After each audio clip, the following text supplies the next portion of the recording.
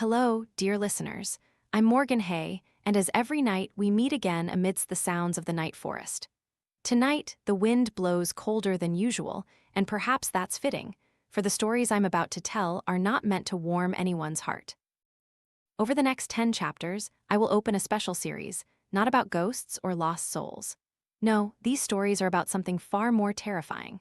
They are about people, about what humans can do when the darkness within them devours all light.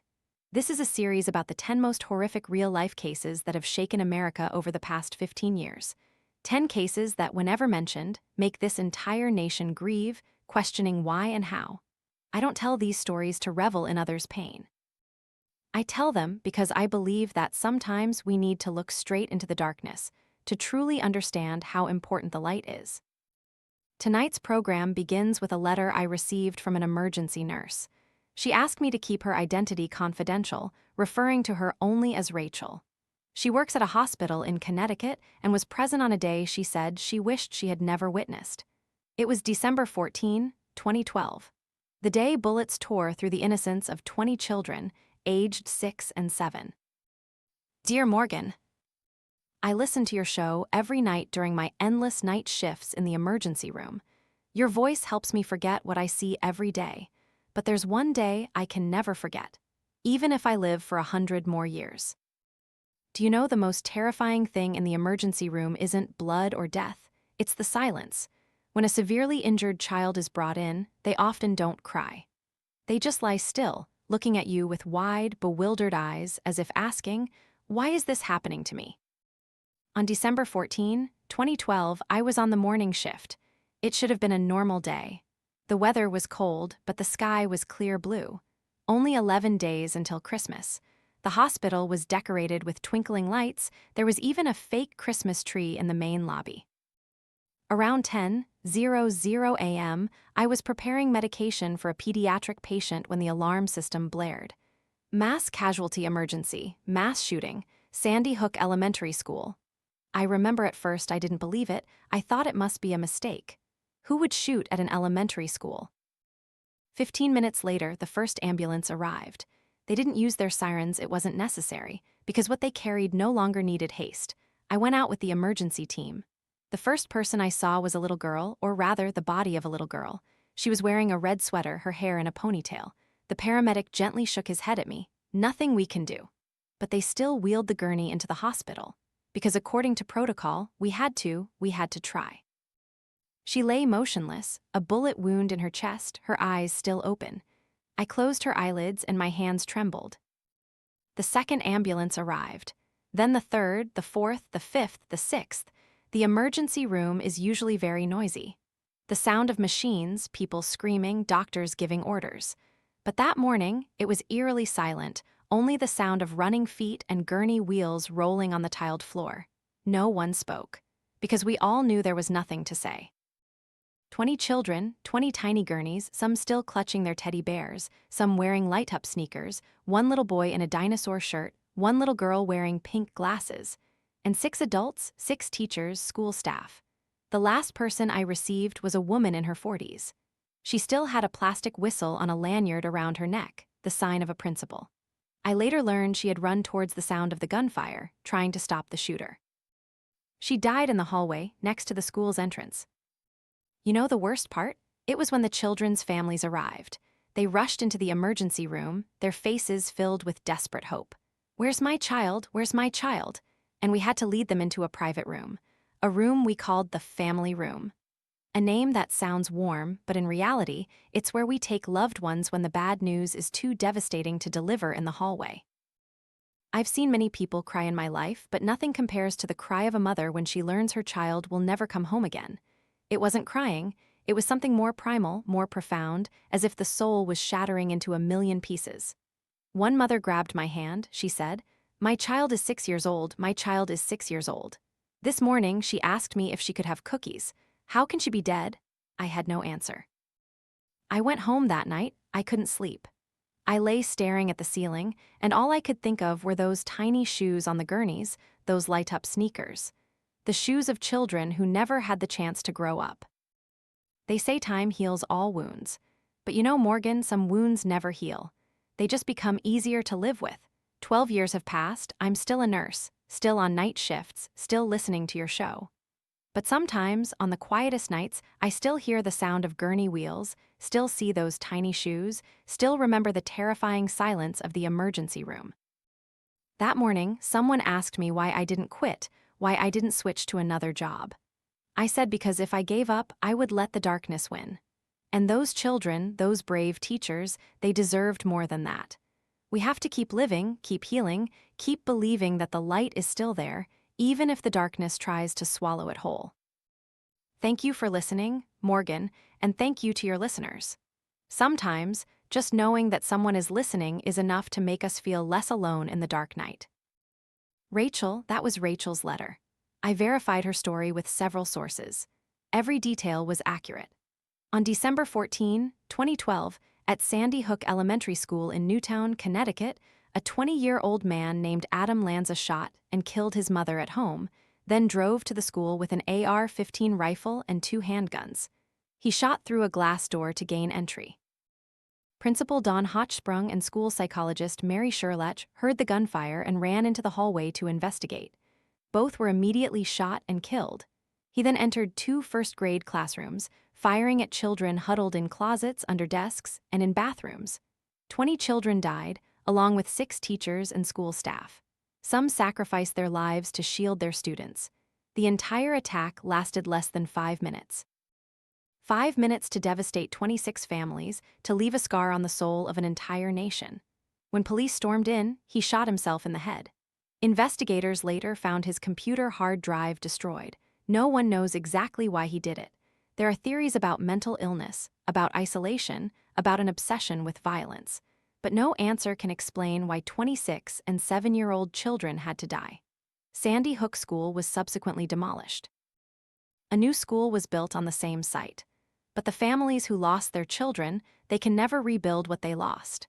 And Rachel, the nurse who witnessed the aftermath of that dark day, continues to work, continues to save lives, continues to believe in good despite having seen the worst that humanity can do. That's the kind of courage I think we need to remind ourselves of more often. This is Morgan Hay, and you're listening to Nighttime Stories Radio. I know this story wasn't easy to hear, and the next 9 stories won't be easy either, but we need to remember, we need to tell them. Because to forget means to let it happen again. After the break, we'll talk about a spring day in Boston when the joy of a marathon turned into hell. About 2 bombs, about shrapnel flying through the air, and about how a city rose from the rubble. Until then, please stay safe, hold your loved ones close, and remember that every peaceful day is a gift. See you in the dark. Hello, dear listeners, I'm Morgan Hay, and this is the second night of our special series on the 10 most horrific cases in America over the past 15 years. In the previous story, we talked about Sandy Hook, about 20 children aged 6 and 7 who never came home. Many listeners have emailed me saying they cried, saying they held their children tighter before bed. I understand, and I apologize for your sleepless nights. But we need to remember, we need to bear witness, because that is the only way to honor those we lost. The next story doesn't come from a nurse or an emergency worker. It comes from a man named David, a trauma surgeon who was at one of Boston's largest hospitals on April 15, 2013. The day 2 pressure cooker bombs exploded near the finish line of the Boston Marathon, turning a spring festival into a battlefield. Dear Morgan, I've been listening to your show for about 3 years now. Usually when I'm driving home after a night shift, so tired I just want to sleep, but my brain is still swirling with images from the operating room. Your voice, Morgan, has something soothing about it, as if you understand that there are things we see that we can't tell anyone. But tonight, I want to tell because it's time. I am a trauma surgeon at Massachusetts General Hospital. 12 years in the profession, I've seen everything. Car accidents, gunshot wounds, severe burns. I thought I was accustomed to death, to pain, to blood. But April 15, 2013, taught me that there are some things you can never get used to. It was a beautiful Monday. Sunny, temperature around 15°C perfect for a marathon. I wasn't working that morning, but was called in to be on standby for emergencies. As every year on marathon day, usually we only had to deal with a few cases of exhaustion, cramps, sometimes even heart attacks in overexerted runners. I was having coffee in the doctor's lounge, watching news about the race on TV when my phone rang. Then everyone's phone rang at the same time. Code red, massive explosion at the marathon finish line. Number of casualties undetermined, all surgeons to the hospital immediately. At first, I thought it was an accident, maybe a gas pipeline explosion or some construction accident. But as I ran down to the emergency room, I saw everyone moving with an urgency I had never witnessed. The first ambulance arrived at 2:50 p.m., less than 3 minutes after the explosion. They didn't use their sirens, just sped straight to the entrance, doors flying open. And what I saw, Morgan, I had been a trauma surgeon for 12 years. I had seen people crushed by machinery, people falling from 5 stories up, people burned so severely their skin peeled off. But nothing could have prepared me for what I saw that day. The first person they brought out was a woman in her 30s. Her right leg was gone. Not cleanly severed, not sawn off, but torn off.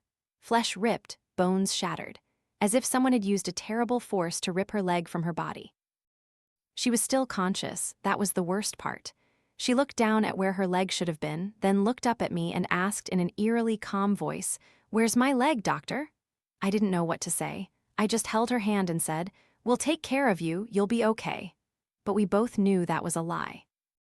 They kept bringing people in, a man with both legs missing, a young girl with abdominal wounds, metal fragments having perforated her intestines, an 8-year-old child with severe head trauma. The emergency room turned into a battlefield. Blood everywhere, people screaming, machines beeping alarms, doctors shouting orders. We worked like machines, bandaging, injecting painkillers, rushing people to the operating room. No time to think, no time to feel, only action. I operated on 5 people that day. The first was the woman who lost her leg. We had to cut away the shredded flesh, clean the wound, ensure no infection. She was lucky. If you can call it lucky, we saved her life. The second was not so lucky. A 23-year-old man, metal fragments from the bomb had pierced his chest, puncturing his lung and heart. We tried for 3 hours, but he lost too much blood. He died on the operating table at 7:30 p.m. I remember when I stepped out of the operating room, taking off my blood-soaked mask and gloves, I saw his family sitting in the waiting room. They stood up when they saw me, eyes full of hope, and I had to shake my head. His mother let out a cry that wasn't a normal cry, but something from deep within her, as if her soul was tearing apart. His father stood still, trembling, then knelt in the middle of the hallway, weeping like a child. I've seen people die many times, but having to tell a family that their loved one didn't make it, that's the hardest part of this job. Because in the operating room, I can focus on medicine, on technique. But when I face the family, I have to face the reality that this is not just a body on the operating table. This is someone's child, someone's brother, someone's boyfriend. That entire night, we worked nonstop. Our hospital received over 30 victims.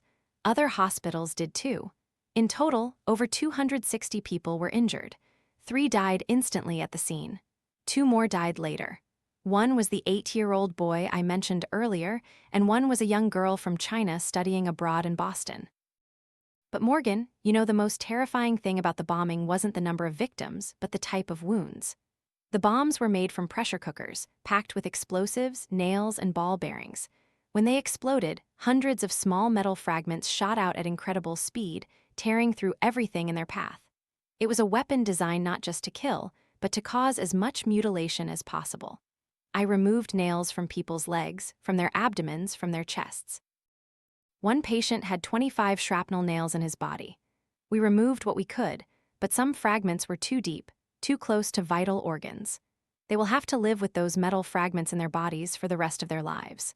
17 people suffered amputations. 17 people left the hospital with fewer legs or arms than when they arrived. Most were young, healthy athletes at the peak of their physical fitness, and in 1 second, their lives changed completely. I remember a 24-year-old girl who had just finished the marathon, her personal best. She was celebrating with her family when the bomb exploded. Both her legs were severely injured. We tried to save them, but one leg was too damaged. We had to amputate. When she woke up after surgery, the first thing she asked wasn't, "Am I okay?" but, "Can I still run?" My heart broke. I had to tell her no, she would never run a marathon the same way again. But then I told her about marathon runners with prosthetic legs, about Paralympic athletes. I told her that her life had changed, but it wasn't over. She cried. I cried too after leaving the room. The days that followed were another nightmare. The city of Boston was on lockdown. Police hunted for the two bombers. Two Chechen brothers, one died after a shootout with police. The other was captured after hiding in a boat in a backyard. At the hospital, we continued to care for patients. Many had to undergo multiple surgeries, infections, pain, physical therapy. Some suffered severe psychological trauma. Every loud noise made them panic. Every crowd made them fearful. But you know, Morgan, amidst all that pain and loss, I witnessed something beautiful, the resilience of the human spirit, the girl who lost her leg. A year later, she ran a marathon with a prosthetic leg. The man who lost both legs. He became a motivational speaker, traveling everywhere talking about overcoming adversity. The first woman I operated on. She founded a non-profit organization to support victims of violence. They had been through hell. They had lost parts of their bodies, lost their sense of security, lost their innocence, but they wouldn't let it destroy them. They chose to live, chose to fight, chose to turn their pain into purpose. And that was the biggest lesson I learned from that dark day. That darkness can be very powerful. It can strike anytime, anywhere. It can cause terrible pain, but it cannot extinguish the human spirit. Boston had a slogan after the bombing, Boston Strong. At first, I thought it was just a marketing slogan, a way to sell t-shirts. But after seeing my patients fight, after seeing this city rise again, I understood what it meant. It meant we don't let fear win. We don't let those who want to divide us succeed. We stand together, we heal, and we keep living. Even now, more than 12 years later, I still care for some patients from that day. They still hurt, still struggle, but they are still here, still living, still loving, still hoping. And every year on April 15, I go to Boylston Street where the bombs exploded. I stand there watching people cross the finish line, listening to the cheers of the crowd. And I remember those who were lost. I remember those who lived but were forever changed. And I remember that no matter how powerful the darkness, the light is always stronger. Because every year the marathon still happens. People still come, still run, still cheer. They don't let fear win. That's the lesson I want to share, Morgan, with you and with your listeners, that in the darkest days when everything seems hopeless, there is still a reason to go on, still a reason to fight, still a reason to believe. I don't know if I'm a hero, I'm just a doctor doing my job. But my patients, they are the true heroes. They are the ones who looked death in the face and said, "Not today." Thank you for listening, Morgan, and thank you for giving us a space to tell these stories. They need to be told, not to glorify violence, but to remember that even in its face, compassion endures. Boston Strong, David. That was David's letter. I verified his story with sources and public records. On April 15, 2013, at 2:49 p.m., 2 pressure cooker bombs exploded near the finish line of the Boston Marathon on Boylston Street. The first bomb exploded outside a sports store. 13 seconds later, the second bomb exploded about 180 meters away. Hundreds of people were watching the race, celebrating, taking pictures, and in an instant, everything shattered. 3 people died instantly at the scene. Crystal Campbell, 29, Lingzi Liu, 23, a Chinese student, and Martin Richard, just 8 years old, who was there with his family to cheer on the runners. 260 people were injured, 17 lost limbs, many carrying metal fragments in their bodies for life. The 2 bombers were brothers Djakar and Tamerlan Tsarnaev, American citizens of Chechen descent. They built the bombs themselves, using instructions from Al-Qaeda on the internet. Their motive was retaliation for what the U.S. did in Iraq and Afghanistan. After a 3-day manhunt, Tamerlan died in a shootout with police. Djakar was arrested while hiding in a boat in a residential backyard. He was sentenced to death in 2015 on 30 counts. But those numbers don't tell the whole story. They don't tell about the young girl who learned to walk again with a prosthetic leg. They don't tell about the man who wakes up every night with nightmares of explosions. They don't tell about the shattered families, the lives forever changed. But it also doesn't tell about the people who ran towards the explosion to help, about doctors like David who worked day and night, about a city that stood up and said, "We are not afraid." Every year the Boston Marathon still takes place. Every year millions of people still come, because that's how you defeat terrorism, by not letting it change how you live. This is Morgan Hay, and you're listening to Nighttime Stories Radio. After this short music break, we'll go down south to a 200-year-old church in Charleston, where 9 people went to pray and never came home. where a killer thought he could start a race war, but instead united a nation in grief and forgiveness. Until then, please stay safe. And if you have loved ones who have experienced trauma, hold them tight. Because sometimes, the only thing we can do is be there for each other in the dark. Tonight, there's no wind, the forest is eerily silent, as if all of nature is holding its breath, waiting for something. I sit in the cabin, watching the candle flicker on the table, and think about sacred places. Places where people go to find peace, to find God. And I think about what happens when darkness invades those places. I'm Morgan Hay. This is the third story in our special series on the 10 most horrific cases in America over the past 15 years. These stories are not easy to hear, they are not easy to tell, but they are necessary, because to forget means to let it happen again. The letter I received comes from a woman named Evelyn. She didn't state her age, but from her writing style, I'd guess she's over 60. She wrote by hand on yellow notepaper, her handwriting shaky in some places, as if her hand trembled as she wrote. She was one of 5 survivors of the shooting at Emmanuel AME Church in Charleston, South Carolina, on the evening of June 17, 2015. This is her story. I will read it verbatim, only changing a few details to protect identities. But everything else, every emotion, every detail, every pain is real. Dear Morgan, I don't know where to begin. I've tried to write this letter over 100 times in the past 9 years. Each time, I'd only write a few sentences before having to stop, because the memories are too painful, too vivid, as if it's all happening right now. But tonight, after listening to your previous 2 shows, after hearing about Sandy Hook in Boston, I understand that it's time. The people we lost deserve to be remembered. Their stories need to be told. And if I don't tell them, if those of us who survived don't speak up, then who will? My name is Evelyn. I am 67 years old. I was born and raised in Charleston, South Carolina. I have been a member of the Emmanuel African Methodist Episcopal Church, or as we call it, Mother Emmanuel, my entire life. My mother brought me there when I was a baby. I was baptized there, married there, buried my husband there. Mother Emmanuel is not just a church, it is the heart of Charleston's Black community. Founded in 1816 by free Black people and slaves when we were not even allowed to worship in our own way. In 1822, one of the church's founders, Denmark Vesey, was hanged for planning a slave rebellion. They burned the church down, but we rebuilt. We always rebuild. The church survived the Civil War, Reconstruction, the Civil Rights Movement.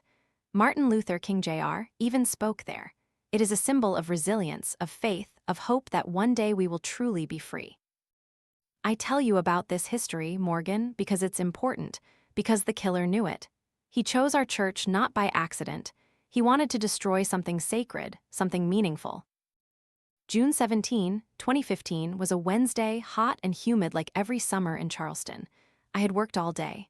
I am a librarian at the public library and I was tired, but I never missed Wednesday evening Bible study. It was our tradition, a way for us to learn about God's Word together, to share our weekly troubles together. I arrived at the church at 7:45 p.m. It was still light, the sun setting, painting the sky orange and pink. The church has beautiful Gothic architecture with stained glass windows and a tall steeple. As I walked in, I felt peaceful. That's always how I feel when I'm there, as if all the worries of the outside world melt away. Bible study took place in the basement in a small room with tables and chairs arranged in an oval. There were 12 of us that night, most of them people I had known my entire life. Pastor Clement Pinckney, we called him Reverend Pinckney or Senator Pinckney because he was also a state senator of South Carolina. He was only 41 but already a great leader in the community. Nearly 2 meters tall, with a deep, warm voice and always a warm smile for everyone. He was married with 2 young daughters. Cynthia Graham Hurd, my best friend, she was also a librarian. We used to work together. She had a kind heart, always ready to help anyone.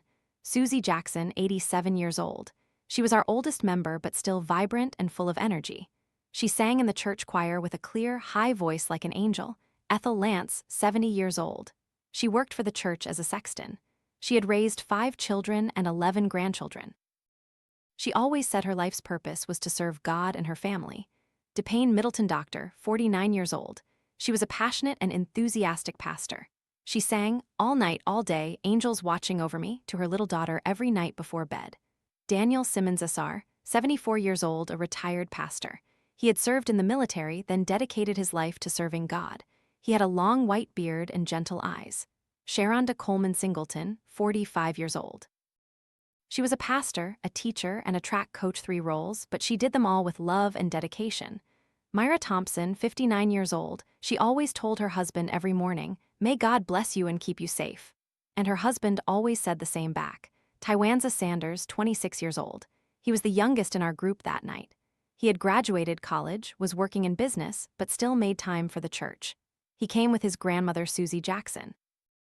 And there was me, and 4 others, including Reverend Pinckney's daughter and Felicia Sanders' granddaughter. Then there was the stranger. He walked in at 8:00 p.m. A young white man, about 21 years old, wearing jeans and a gray t-shirt with a bowl cut, a pale face. He carried a large black bag slung across his shoulder. My first thought was, this boy is lost. Because in Charleston, especially in our neighborhood, it's rare to see a young white man alone in a black church. Not a bad thing, just uncommon, but we are Christians. We believe in welcoming strangers. So when he walked in, Reverend Pinckney stood up, smiled, and said, "Welcome, son, join us." He sat down next to Reverend Pinckney, not saying much. We continued our study. That night we studied the Gospel of Mark, chapter 4, the story of Jesus calming the storm. Reverend Pinckney read aloud, "Be not afraid, only believe." I remember the young man sat there, looking down at his hands, not participating in the discussion. A little later, he asked a few questions about the Bible. Reverend Pinckney answered with patience and kindness, just as he always did. We studied for about an hour. Then it was time for the closing prayer. We stood up, bowed our heads, closed our eyes, and held hands in a circle. Reverend Pinckney began to pray. His voice was deep and powerful. "Lord, we thank you for this day. Thank you for the blessings you bestow. Thank you for your love, for your peace." And then I heard a loud noise, not thunder, not fireworks. I had heard gunshots on TV in movies, but never thought it would come so close, so loud, so real. I opened my eyes and I saw the young man standing, holding a large black handgun, smoke rising from the barrel, and Reverend Pinckney, he was falling. For a split second, my brain couldn't process what was happening. It was too extraordinary, too illogical. We were praying. We were in church. This was supposed to be the safest place on earth. Then a second shot, a third, a fourth. Cynthia fell, Susie fell. People started screaming, running, trying to hide under tables, behind chairs. But the room was too small, there was nowhere to run. Tywanza Sanders, the brave 26-year-old, stood up, spreading his arms as if trying to shield his grandmother. He yelled, "Don't do it, please, we haven't done anything to you." The killer looked straight into Tywanza's eyes and fired once, twice, 3 times. Tywanza fell. I huddled under a table, clutching Polly's hand. Another friend was also hiding there. We looked at each other and I saw the horror reflected in her eyes. We said nothing, just held hands tightly, praying in our heads. The gunshots continued, one by one, each shot like a hammer blow to my heart. Each shot was a life. Ethel fell, DePayne fell. Daniel tried to run towards the door but was shot in the back. He fell, trying to crawl, but his body no longer obeyed him. Sharonda was shot while trying to call 911. Myra was shot while praying, still kneeling on the floor. And all that time, the killer spoke. He spoke in a calm, cold voice as if discussing the weather.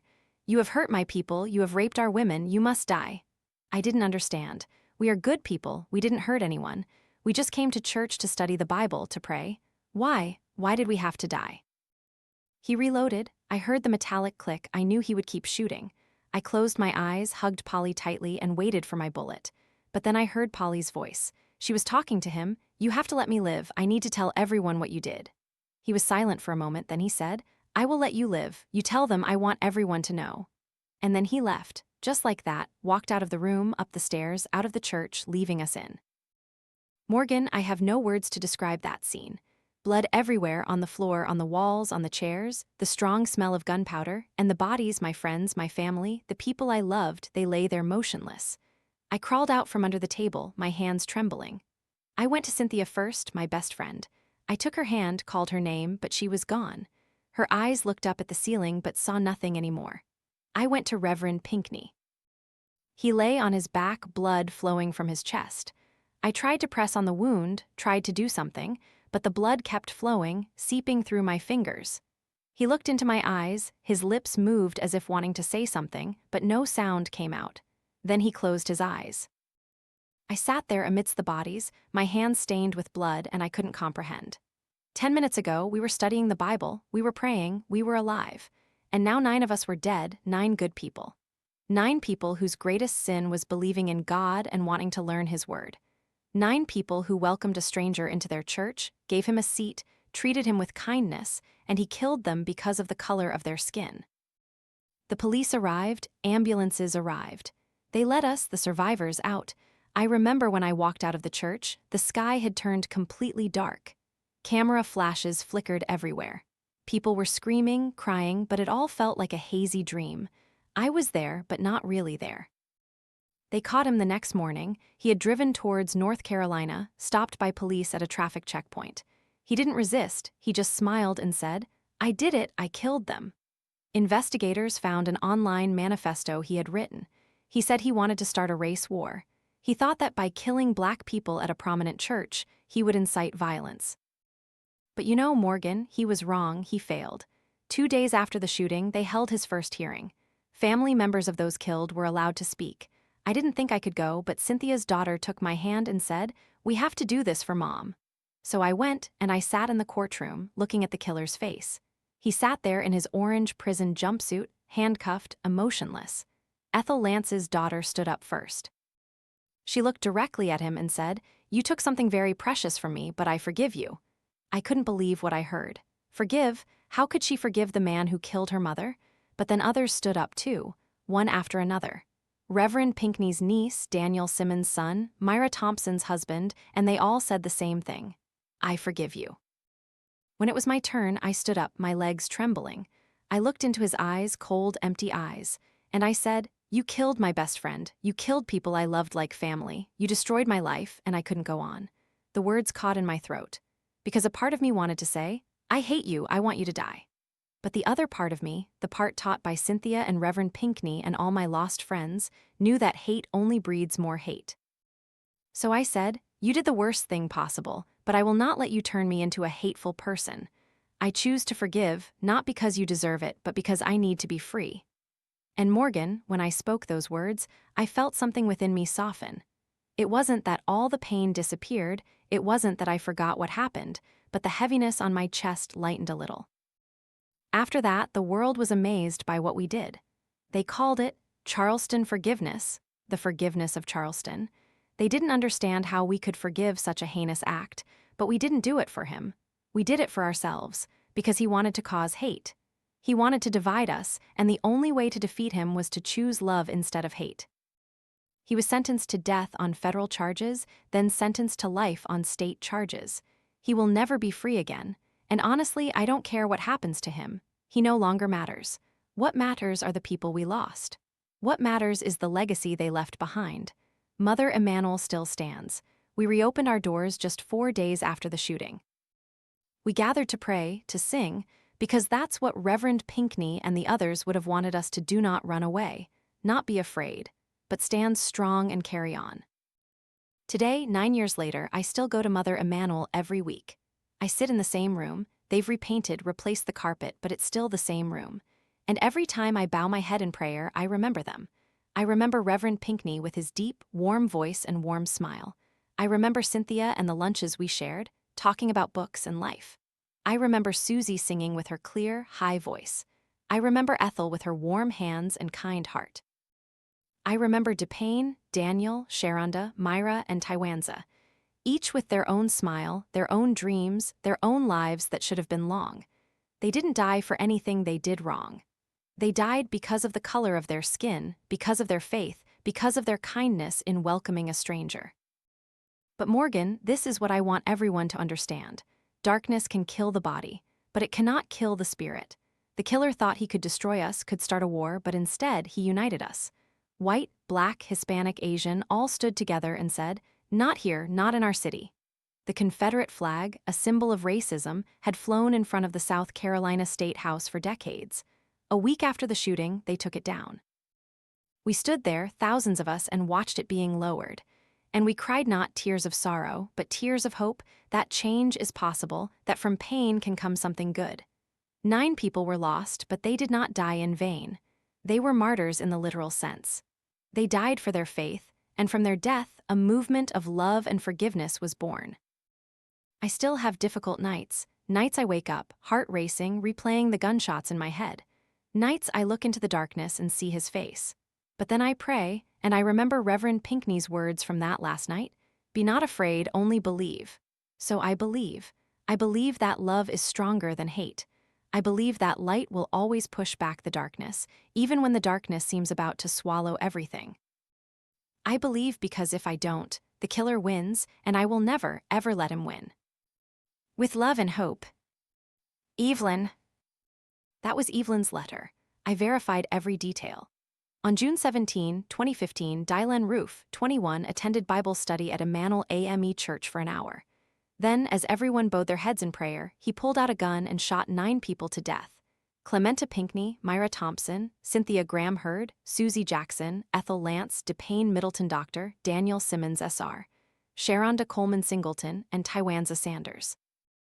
5 people survived: Felicia Sanders, Polly Shepard, and 3 others.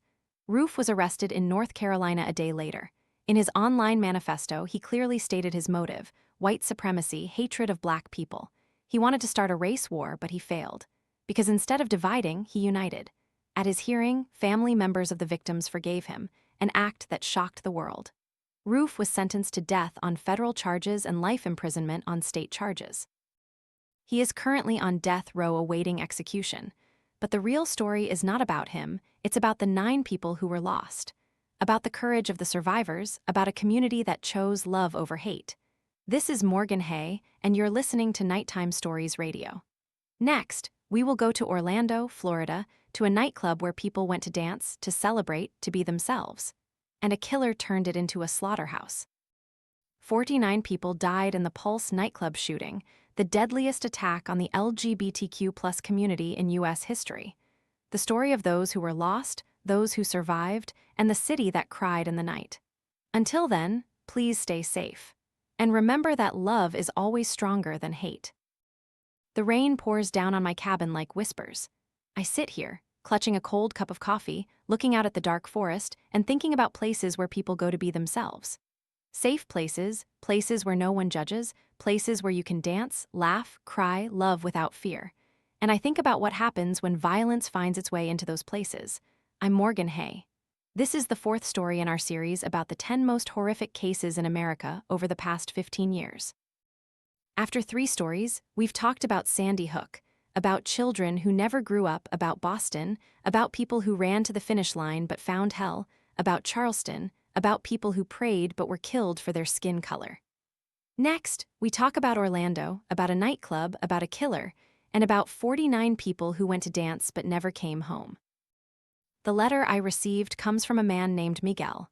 He's 32, a bartender at Pulse Nightclub in Orlando, Florida. He had worked there for 4 years since the club opened, and he was there on the night of June 12, 2016. This is his story. I warn you, it's not easy to hear, but it needs to be told.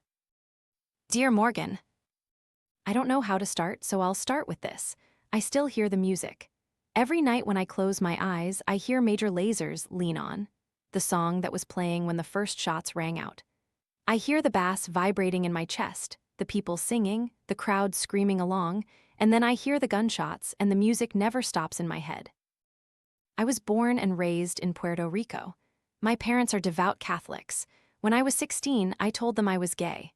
My dad didn't speak to me for a year. My mom cried every night praying for my soul. At 20, I moved to Orlando, the city where Disney World is located, a place where everything seemed magical and possible. I found a job, built a life, and most importantly, I found my community. Pulse Nightclub opened in 2004, owned by Barbara Ma, a woman who had lost her gay brother to AIDS. She named the club Pulse in his memory. Because once your heart stops beating, he was gone. But the memories, the love, they kept pulsing. Pulse wasn't just a club, it was our second home. A place where we could hold our lovers' hands without being stared at. A place where we could dance, kiss, be ourselves without fear. In Orlando, there were still places where you could get beaten for being gay. But inside Pulse, we were safe, or so we thought. June 11, 2016 was a Saturday. It was Latin Night at Pulse, a special event to celebrate Latin and Hispanic culture. Music, food, dancing. Hundreds of people came, mostly Puerto Rican, Mexican, Cuban. Many were young in their 20s, just starting their lives, just beginning to accept themselves. I started my shift at 8:00 p.m. The club was crowded from the start, maybe over 300 people. They were dressed nicely, laughing, taking pictures. The music was very loud, and I had to shout to hear orders. But it was the chaos I loved, the energy, the life. Around 1:00 a.m., the DJ played Lean On. It was one of my favorite songs. I saw people on the dance floor screaming, dancing, kissing. A couple at the bar, two young men, probably 21, 22, were laughing and talking about getting engaged. One had bought a ring, planning to propose to the other at the end of the summer. I was mixing a cocktail when I heard a loud noise. At first, I thought it was fireworks outside, or maybe someone dropped something. But then I heard a second, a third, a fourth, fifth, sixth nonstop, and then people started falling. Not just stumbling as if drunk, but falling in a way that you instantly knew they were hurt. They were screaming, trying to crawl away, leaving trails of blood on the floor. For a split second, my brain couldn't process it. This can't be happening. We're in a club. We're dancing. This is a safe place. This is. Then I saw him, a tall man with a long beard, wearing a black polo shirt. He was standing near the entrance, holding a large rifle. I later learned it was an AR-15. He was shooting nonstop, not aiming at anyone specific, just firing into the crowd. I ducked behind the bar, my heart pounding like it would burst from my chest. The music was still playing. Lean On was still blasting through the speakers. The bass was still vibrating. But now I also heard screams, the sound of breaking glass, people crying, continuous gunfire. I crouched down, covered my head, and prayed. I hadn't prayed since leaving Puerto Rico. But at that moment, I prayed to God, to all the saints, to anyone who was listening. Please make it stop. Please save us. No one answered.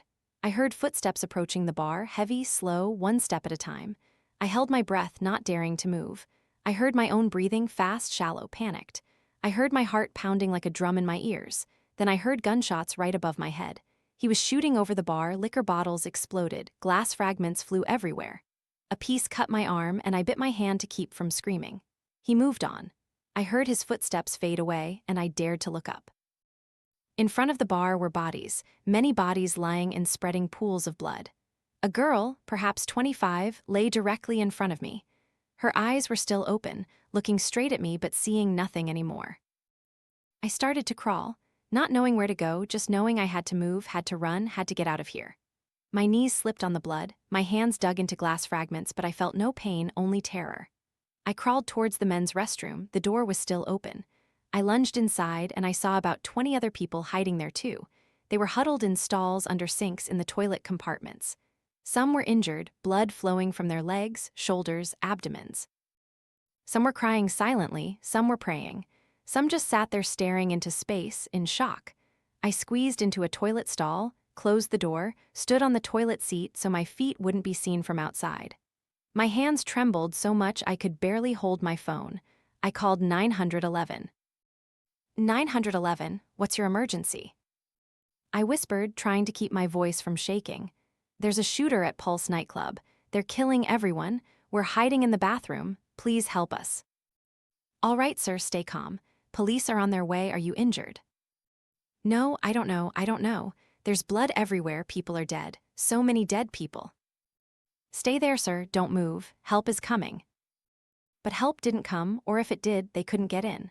I later learned that police arrived within 2 minutes of the first shots, but he had barricaded himself inside, turning it into a hostage situation. I sat in that toilet stall in the dark listening. I heard the gunshots continue, not intermittent like at first, but in bursts, in volleys. I heard screams, people pleading, "Please don't, I'm just a child, please don't kill me." Then gunshots, then silence. In the restroom, we tried to stay silent, but some of the injured were too badly hurt. They moaned, cried. One man lay on the floor, clutching his abdomen, blood flowing through his fingers. He whispered, "I don't want to die, please, I don't want to die." A girl named Patience, I later learned her name, crawled to him, held his hand.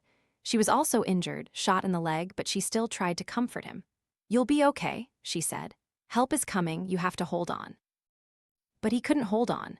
I saw the light in his eyes slowly fade, his body sagged, and Patience held him, crying silently, trying not to make a sound. Around 2:30 a.m., about an hour after the first shot, the bathroom door opened. We all froze, stopped breathing, stopped moving.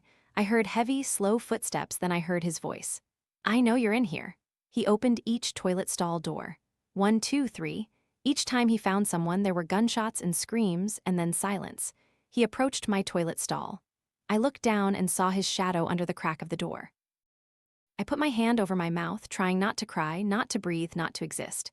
He pushed the door, it was locked. He pushed harder. The door rattled. I heard him say something in Arabic. I later learned he was on the phone, pledging allegiance to ISIS.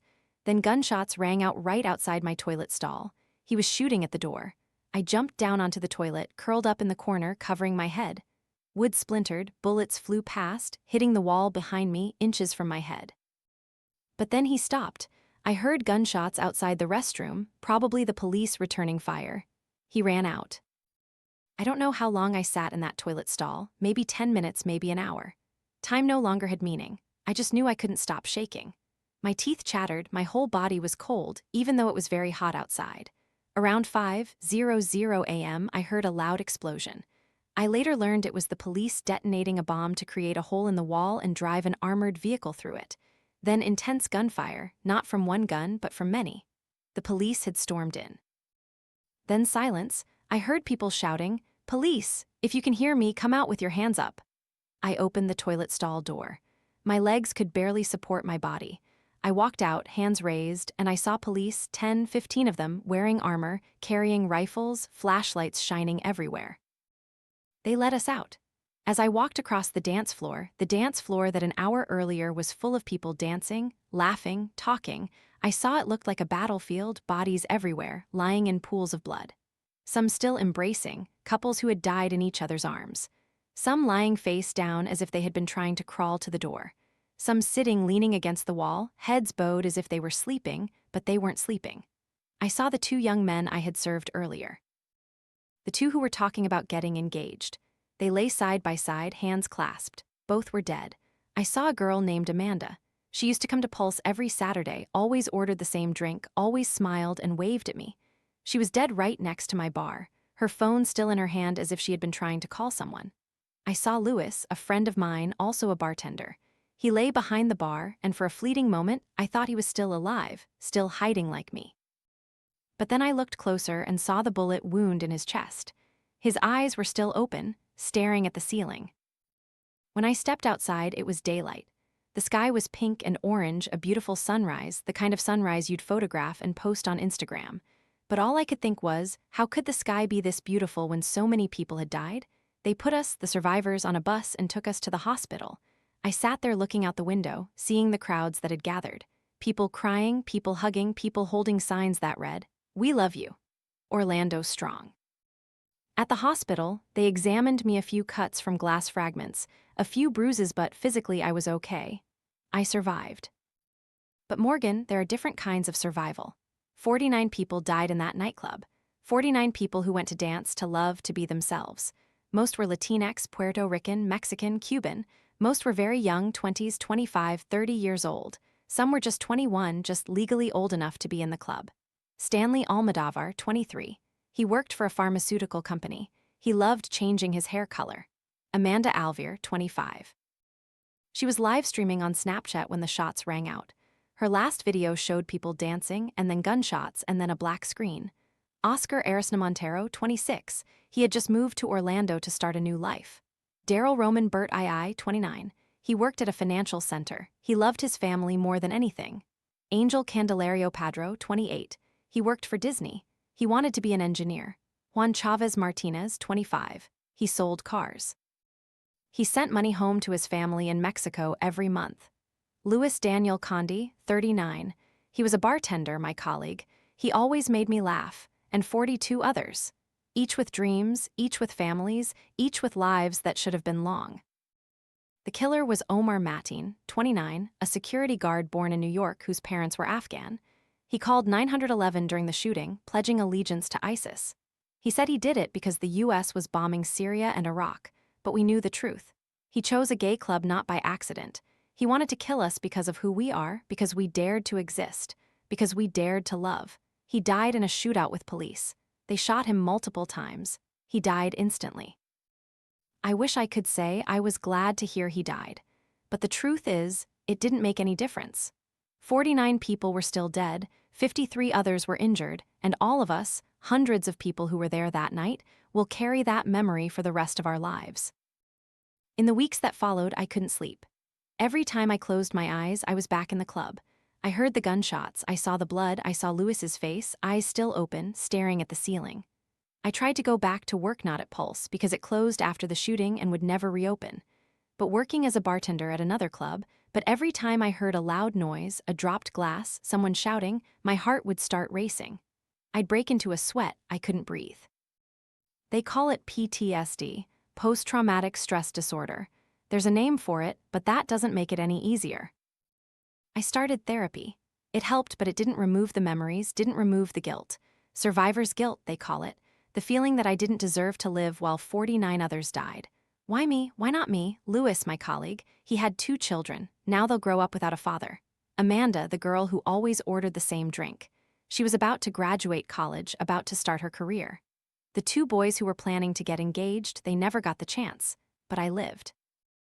And sometimes that feels unfair. Took a year before I could go back to a club, and when I went, I just stood outside, looking in, trembling.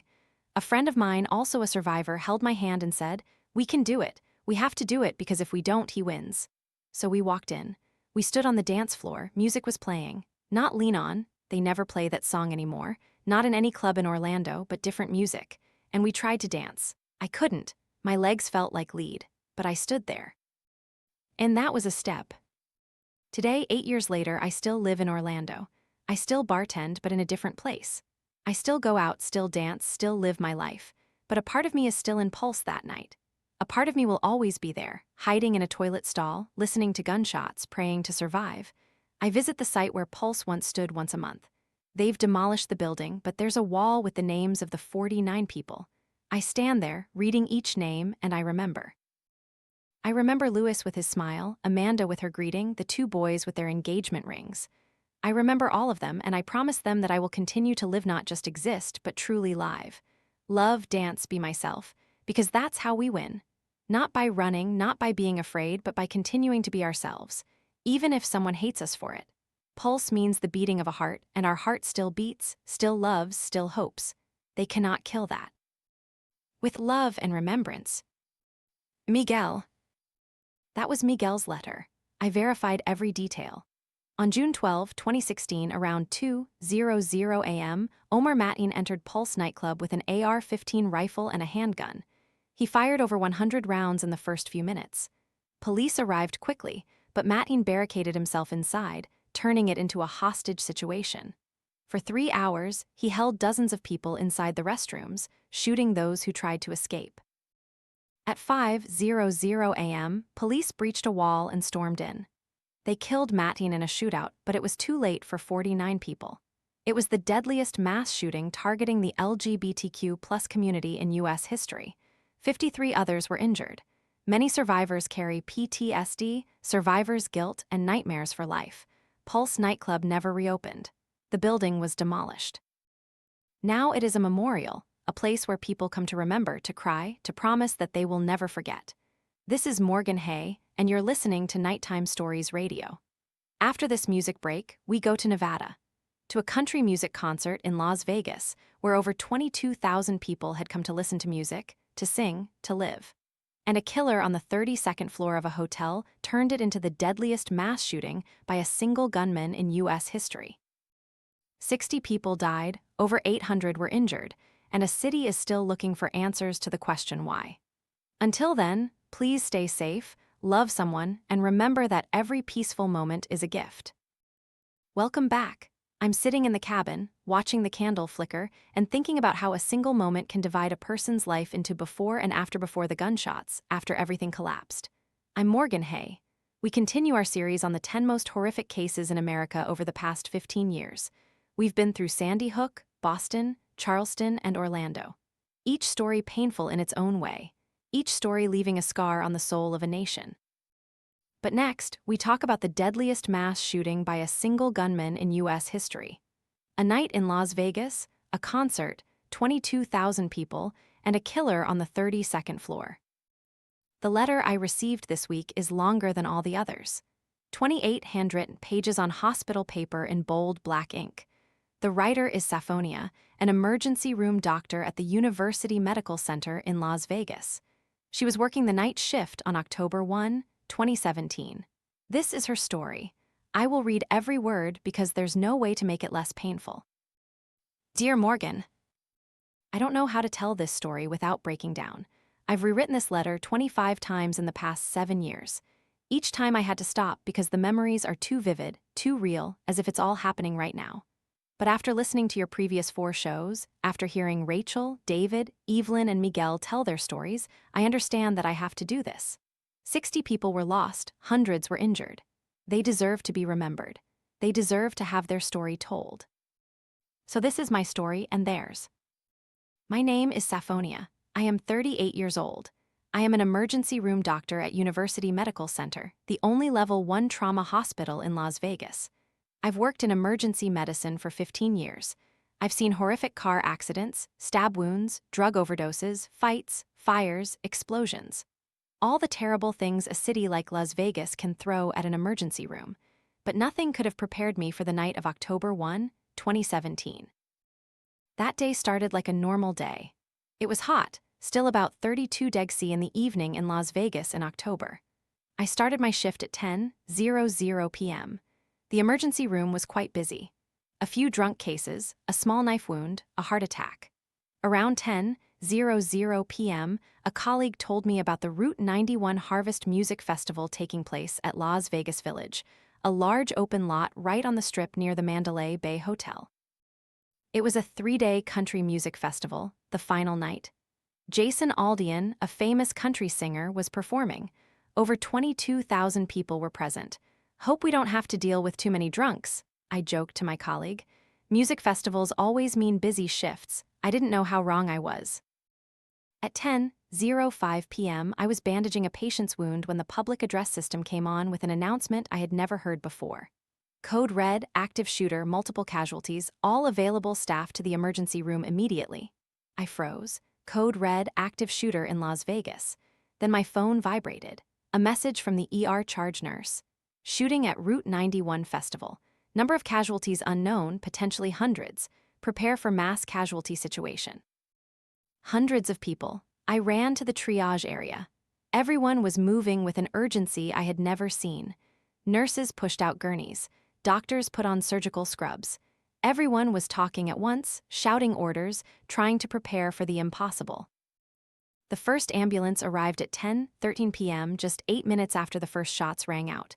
But it wasn't an official ambulance, it was a pickup truck. And in the truck bed were 5 people piled on top of each other, covered in blood.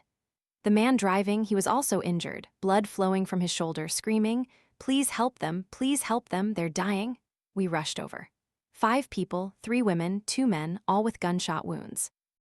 1 woman shot in the chest, breathing shallowly and with difficulty. 1 man shot in the abdomen, blood pouring from the wound. A young girl shot in the leg, her femur shattered. We brought them in, started triage. Red, critical, needs immediate surgery. Yellow, serious but stable.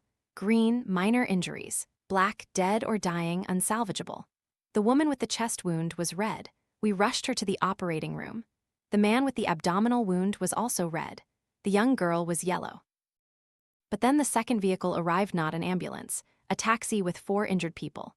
Then the third, an SUV with 6 people. Then official ambulances started arriving, 1, 2, 3, 4, 5, 6, 7, 8, 9, 10. They kept coming. Our parking lot turned into a massive triage area. We set up an outdoor area with lanterns and portable tables. Nurses and doctors ran from person to person, assessing wounds, tagging each person's forehead with a triage color. Red, yellow, green, black. Red, red, red, too many reds. I worked in the triage area for the first hour, dozens of people. I can't remember all their faces. They were just a continuous stream of blood and pain and fear. A man shot in the neck, blood spurting with every heartbeat. I pressed on the wound, screaming for help. We brought him in, but he lost too much blood. He died on the operating table 15 minutes later. A woman shot in the back, the bullet piercing her lung. She couldn't breathe, her face ashen. We intubated her, pumped oxygen, took her to surgery. She survived, but she would never breathe normally again. A 22-year-old man shot in the head. When we examined him, his brain, I can't describe it. We tagged him black, nothing left to do. A 20-year-old girl shot in the abdomen. Her intestines were punctured in many places. We took her to surgery, working for 5 hours to repair the damage. She survived, but she would have to live with a colostomy bag for the rest of her life. Morgan, do you know the difference between a car accident and a mass shooting? In a car accident, you have 1, maybe 2, 3 victims. You can focus, you can take your time, you can try to save everyone. But in a mass shooting with hundreds of victims, you can't. You have to make decisions. Who lives, who dies, who goes to the operating room first, who has to wait. And sometimes waiting means dying. I had to make those decisions. That night, I had to look into the eyes of a man, knowing I couldn't save him because 3 other people had a higher chance of survival, and say, "I'm sorry." Then move on to the next person. I still see his face, every night. In the first 3 hours, we received over 200 patients at our hospital. 200, in 3 hours. All operating rooms were active. The hallways were full of gurneys. We placed people on the floor, on chairs. Anywhere we could find space. Blood was everywhere, on the floor, on the walls, on our clothes. We waded through blood. My shoes left red footprints everywhere I went. But you know, Morgan, the most terrifying thing wasn't the number of patients, wasn't the blood, wasn't the wounds, but the uncertainty. Because in those first hours, we didn't know what was happening. We heard rumors of multiple shooters. They were shooting at casinos, they were shooting at hospitals. This was a coordinated terrorist attack. Every time a door opened, every time there was a loud noise, we froze. Are they coming here? Are we going to die? But we couldn't stop because people kept coming, injured, dying, needing help. So we kept working. Around 1:00 a.m., 3 hours after the first shot, we received word the shooter was dead. Only one shooter, he had killed himself, no further danger. One shooter, one person. One person created all of this. I couldn't comprehend how one person could cause so much damage. We later learned the details. His name was Stephen Paddock, 64 years old, a wealthy, retired man, a gambler, loved to gamble. He booked a room at the Mandalay Bay Hotel, a room on the 32nd floor, overlooking the festival area. He had brought 23 guns into the room over several days. He had planned this. At 10:05 p.m., Jason Aldean was performing. 22,000 people were watching, and Paddock shattered his room window and began to shoot. From the 32nd floor down into the crowd below. He wasn't aiming at anyone specific, couldn't aim from that distance. He just fired into the crowd. Shot, shot, shot, over 1,000 rounds in 10 minutes. He had attached a device called a bump stock to his rifle, a device that makes a semi-automatic weapon fire like an automatic weapon. That meant he could fire 9 rounds per second. 10 minutes, over 1,000 rounds, 22,000 people. It wasn't a shooting, it was a massacre. People didn't know where to run because they couldn't see the shooter. They only heard gunshots from above, saw people around them falling. Some thought it was fireworks. Some thought the sound system was malfunctioning. It took a few precious seconds before people realized they were being shot at, then panic. 22,000 people trying to run at the same time. People trampled each other, people jumped over 6-foot metal fences, breaking bones, tearing skin. People hid under chairs, behind the stage, in portable toilets. Some didn't run, they stayed to help the injured. I heard stories of a man who used his shirt to apply pressure to a stranger's wound. Of a couple who brought 3 injured people into their car and drove them to the hospital. Of people who used belts, scarves, anything they had to make tourniquets. They saved lives, no doubt. Without those brave actions, the death toll would have been much higher. But still, 60 people died, 60 lives lost in 10 minutes. 58 died at the scene or shortly after at the hospital. 2 others died in the months that followed from their injuries. One woman, who lost her ability to walk, lived in pain for 2 years before passing away. Over 800 others were injured, 413 by bullets, the rest injured while fleeing, broken bones, concussions, trampling. 17 people suffered amputations. 17 people left the hospital with fewer body parts than when they arrived. I operated on 9 people that night, and the next morning no sleep, no food, just work. One surgery after another, excising shredded flesh, patching ruptured internal organs, trying to save whatever could be saved. 4 of those 9 survived, 5 others died, 3 on the operating table, 2 in recovery. Every time someone died, I had to wash the blood from my hands, change into new surgical scrubs, and move on to the next person. No time to grieve, no time to process, just time to work. It wasn't until 10:00 a.m. the next morning, 12 hours after the first shot, that my last surgery ended. I stepped out of the operating room, took off my mask, and looked around. The hospital looked like a war zone, dried blood on the floor, used bandages and gauze piled high in overflowing trash cans, medical equipment scattered everywhere, and fatigue. Everyone was tired, exhausted like zombies. I went to the doctor's lounge, sat down, and for the first time in 12 hours, I allowed myself to feel, and I cried. I cried for the 60 people who were lost, for the shattered families, for the 5 people I couldn't save, for the feeling of powerlessness. The feeling that no matter how hard I tried, no matter how fast I worked, it still wasn't enough. A colleague found me sitting there, my face in my hands, trembling. She sat down next to me, saying nothing, just holding my hand. She had also worked all night, she had also lost patience. She understood.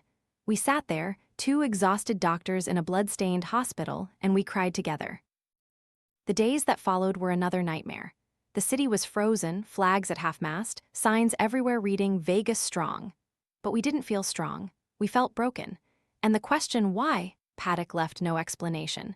No manifesto, no video, no letter. He just planned it, executed it, and then shot himself in the head as police approached his room. They investigated for months. They interviewed family, friends, acquaintances. They reviewed his finances, medical history, internet history. They searched for political, religious, personal motives, and they found nothing. Paddock was not a member of any terrorist group, not a member of any extremist group, no financial problems, no apparent personal crisis, no clear reason.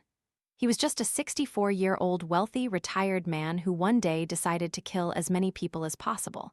And that, in some ways, makes it even more terrifying. Because we can't understand it, we can't say, oh, he was crazy, or he was a terrorist, or he had a reason. He just did it. No closure, no answers, just 60 dead people and a question that will forever remain unsolved. Why? 10 of the 60 people who died were from California, 1 was from Canada, 1 from Germany, the rest from all over the United States. They came to Las Vegas for a weekend vacation, to listen to music, to have fun, to live. Sonny Melton, 29, a nurse from Tennessee. He shielded his wife from the bullets. She survived, he did not. Charleston Hartfield, 34, a Las Vegas police officer off duty. He helped people escape. He was shot and died. Andrea Castilla, 28, from California. She was there with her sister. She was shot in the head and died instantly. Sandy Casey, 35, she was a high school teacher. She was shot and died. Denise Cohen, 58, she was there with friends. She loved country music. Austin Davis, 29, he had just gotten married. He and his wife came to Las Vegas to celebrate. And 54 others. 54 lives, 54 shattered families, 54 reasons to ask, why? Morgan, I've worked in emergency medicine for 15 years. I've seen people die, many people die, but the night of October 1, 2017 changed me. I can't look at a crowd anymore without thinking, what if someone starts shooting now? I can't go to a concert, a sporting event, even a movie theater without planning my escape. I always sit near an exit, always know where the emergency exits are, always think, if it happens, which way will I run? They call it hypervigilance, a symptom of PTSD. I know that, I'm a doctor, I can diagnose myself, but knowing it doesn't make it any easier. I still have nights where I wake up, heart racing, drenched in sweat, replaying the PA announcement, code red, active shooter. I still see the faces of the 5 people I couldn't save. I still wonder, could I have done something different? Could I have saved them? I know the answer is no. I did everything I could. We saved hundreds of people that night, but guilt doesn't care about logic. It's still there, heavy on my chest every day. But you know, Morgan, I still work, I'm still in the emergency room, still on night shifts, still saving lives. Because if I gave up, if I let fear win, then Paddock would have won. And I can't let that happen. 60 people died, but hundreds survived because of us. Because of the doctors, nurses, paramedics who worked to exhaustion that night. Because of the brave people at the scene who helped strangers. Because of a city that stood up and said, we won't let this destroy us. The Route 91 Harvest Festival never happened again. The Las Vegas Village, where it happened, is now a parking lot for a new stadium. There's no grand memorial, just a small community garden with 58 trees, 1 for each person who died at the scene. I go there sometimes, stand among the trees, read the plaques with the names, and I remember. I remember that they came to listen to music, to dance, to live. I remember that they didn't deserve what happened. I remember that we tried our best, and sometimes that's all we can do. I don't know why Stephen Paddock did it. No one knows, and we may never know. But I know this: he couldn't take away our humanity, couldn't take away our compassion, couldn't make us stop caring for each other. That's how we win. With hope and strength. Saphonia. That was Saphonia's letter. I verified every detail. On October 1, 2017, Stephen Paddock fired over 1,000 rounds from the 32nd floor of the Mandalay Bay Hotel into a crowd of 22,000 people attending the Route 91 Harvest Festival. 60 people died, over 800 were injured. It was the deadliest mass shooting by a single gunman in U.S. history. The investigation lasted months. The FBI, Las Vegas Police, ATF, all searched for a motive. They found none. No political manifesto, no religious motive, no clear personal crisis. Stephen Paddock was just a man who decided to kill people, as many as possible from as far away as possible in as little time as possible. And when police approached his room, he shot himself in the head. No answers, no closure, just 60 dead people and a question that will forever remain unsolved. Why? This is Morgan Hay, and you're listening to Nighttime Stories Radio. We've gone through 5 terrible cases, 5 stories of pain, loss, and the resilience of the human spirit. Next, we go to Florida, to a high school where 17 people, mostly children, died in 6 minutes, and a city turned its pain into a movement, turned tragedy into hope. Until then, hold your loved ones close, say, "I love you." Because we never know when it might be the last time. Hello everyone, I'm Morgan Hay, and this is Nighttime Stories Radio. The Whispering Pines forest is strangely silent, no rustling leaves, no creaking branches in the wind, just a heavy stillness as if the whole forest is holding its breath, waiting for something. I just received a letter via email. Unlike usual emails, this one is much longer, almost 10 pages. The writer is a teacher, or rather, a former teacher. She no longer teaches. Not because she lost faith in the profession, but because a certain day changed everything. February 14, 2018, Valentine's Day. Her name is Jennifer Walsh. She taught English literature at Marjorie Stoneman Douglas High School in Parkland, Florida for 11 years. She loved teaching, she loved her students, and in 6 minutes on that Valentine's Day afternoon, she lost 4 of them. Her letter begins like this. Dear Mr. Morgan Hay, I don't know why I'm writing this letter. Perhaps because it's been 7 years, but I still can't talk about it with anyone without breaking down. Perhaps because on nights I can't sleep, I turn on the radio and listen to your voice telling stories. Perhaps because I need a place to put what I can't put into words. I'm Jennifer Walsh. I used to be an English literature teacher. Now I'm nothing at all. The morning of February 14, 2018, started like any other Wednesday morning at Marjorie Stoneman Douglas High School. The sun was shining beautifully, as Florida always is in winter, temperatures around 24°C. A perfect day. Valentine's Day. Students brought flowers to school, exchanging them. I saw Alyssa Ulhatif, a 14-year-old girl who played soccer, always full of energy, carrying a small bouquet of roses.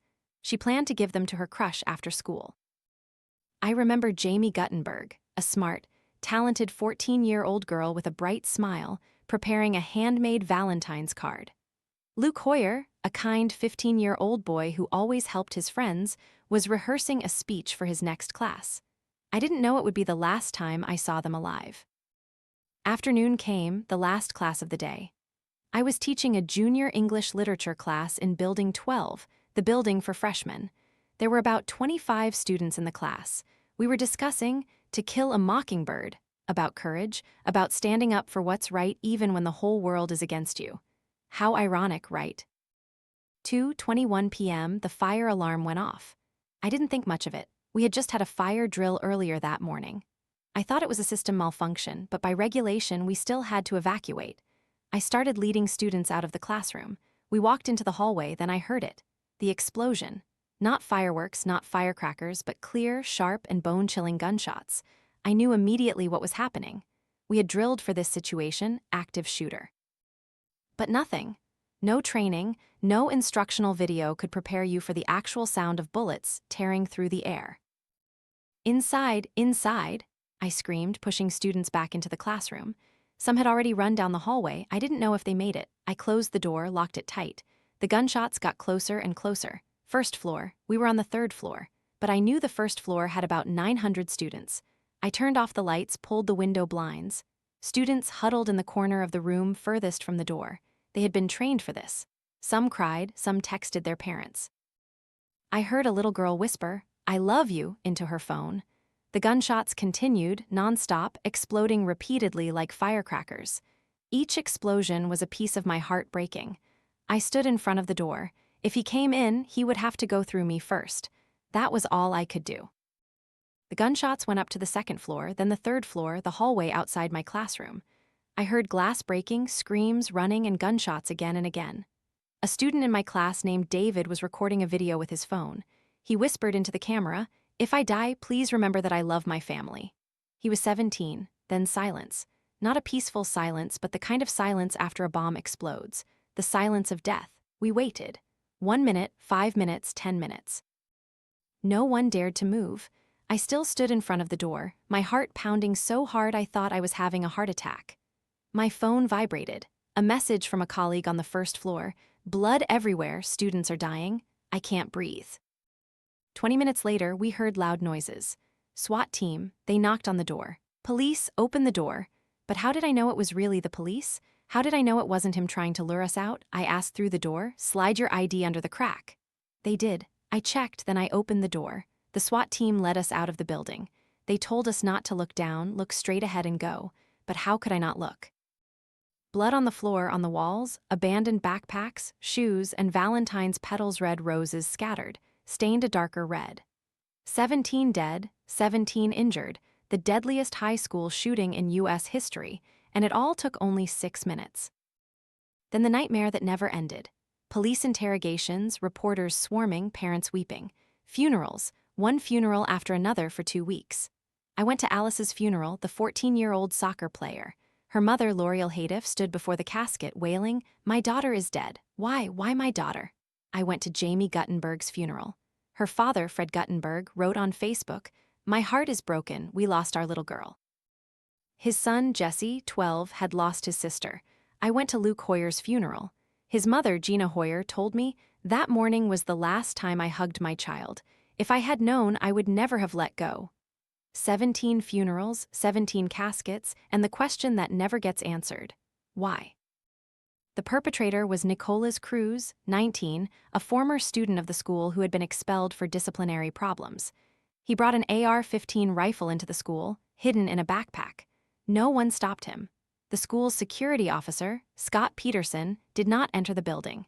He heard gunshots but chose to stay outside. He was later arrested on charges of negligence. But what amazed me most was not the tragedy, but what happened next.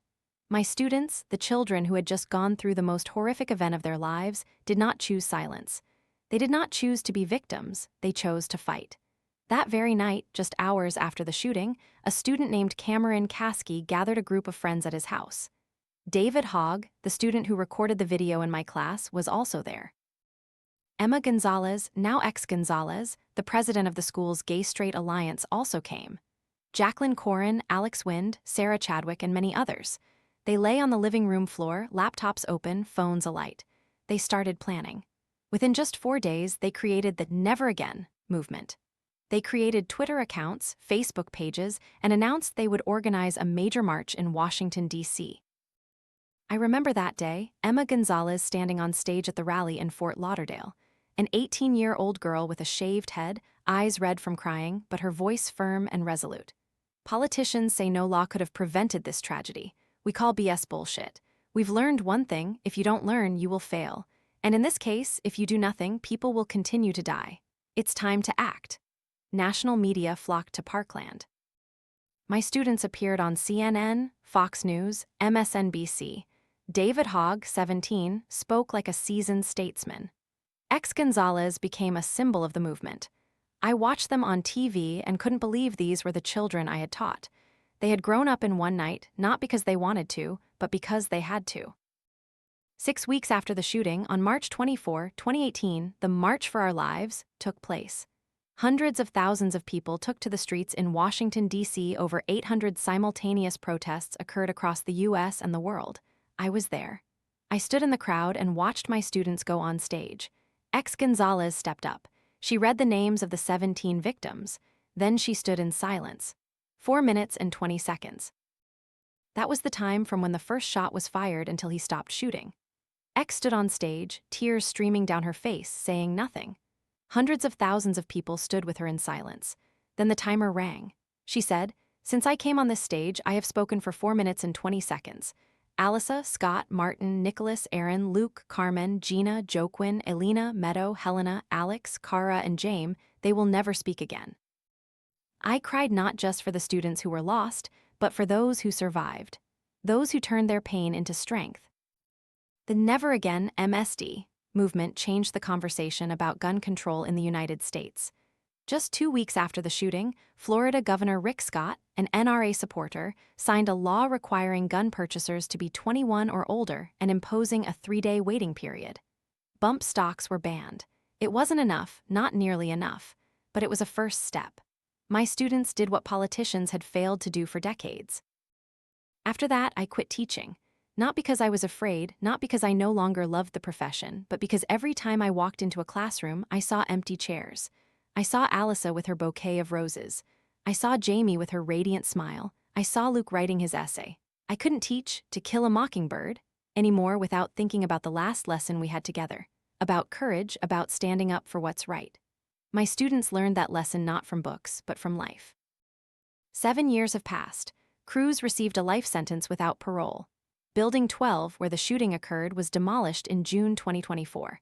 Some victim families want to turn it into a garden, a place where life can blossom. My students, the Never Again MSD activists, have grown up. David Hogg is working at the Democratic National Committee. Ex Gonzalez continues to fight for LGBT rights and gun control. Jacqueline Corin, Cameron Kasky, Alex Wind. All continue to fight. They will never forget Valentine's Day 2018, but they also won't let that day define them. They turned it into a starting point, not an end point. I still wake up every night to gunshots in my dreams. I still remember every face of the 17 students. I still wonder why. Why did Cruz choose Valentine's Day? Why did he want to destroy that holiday for everyone? But I also know this. Love is stronger than hate, hope is stronger than despair. And children whom this world often underestimates, can change the world. 17 students and staff, 17 lives, 17 reasons to never give up. Never again. Sincerely, Jennifer Walsh, former teacher at Marjorie Stoneman Douglas High School. That was Jennifer's letter. After finishing, I sat still in the studio for a long time. The lights in the cabin flickered, probably due to an unstable electrical system. But this time I didn't notice. I only thought about the 11 people who lost their lives because they went to pray. I verified every detail in Jennifer's letter. The Parkland shooting truly happened on February 14, 2018. 17 people died, 14 students and 3 staff members. Nicholas Cruz pleaded guilty and was sentenced to life in prison without parole in October 2022. The Never Again MSD movement was indeed founded just hours after the shooting.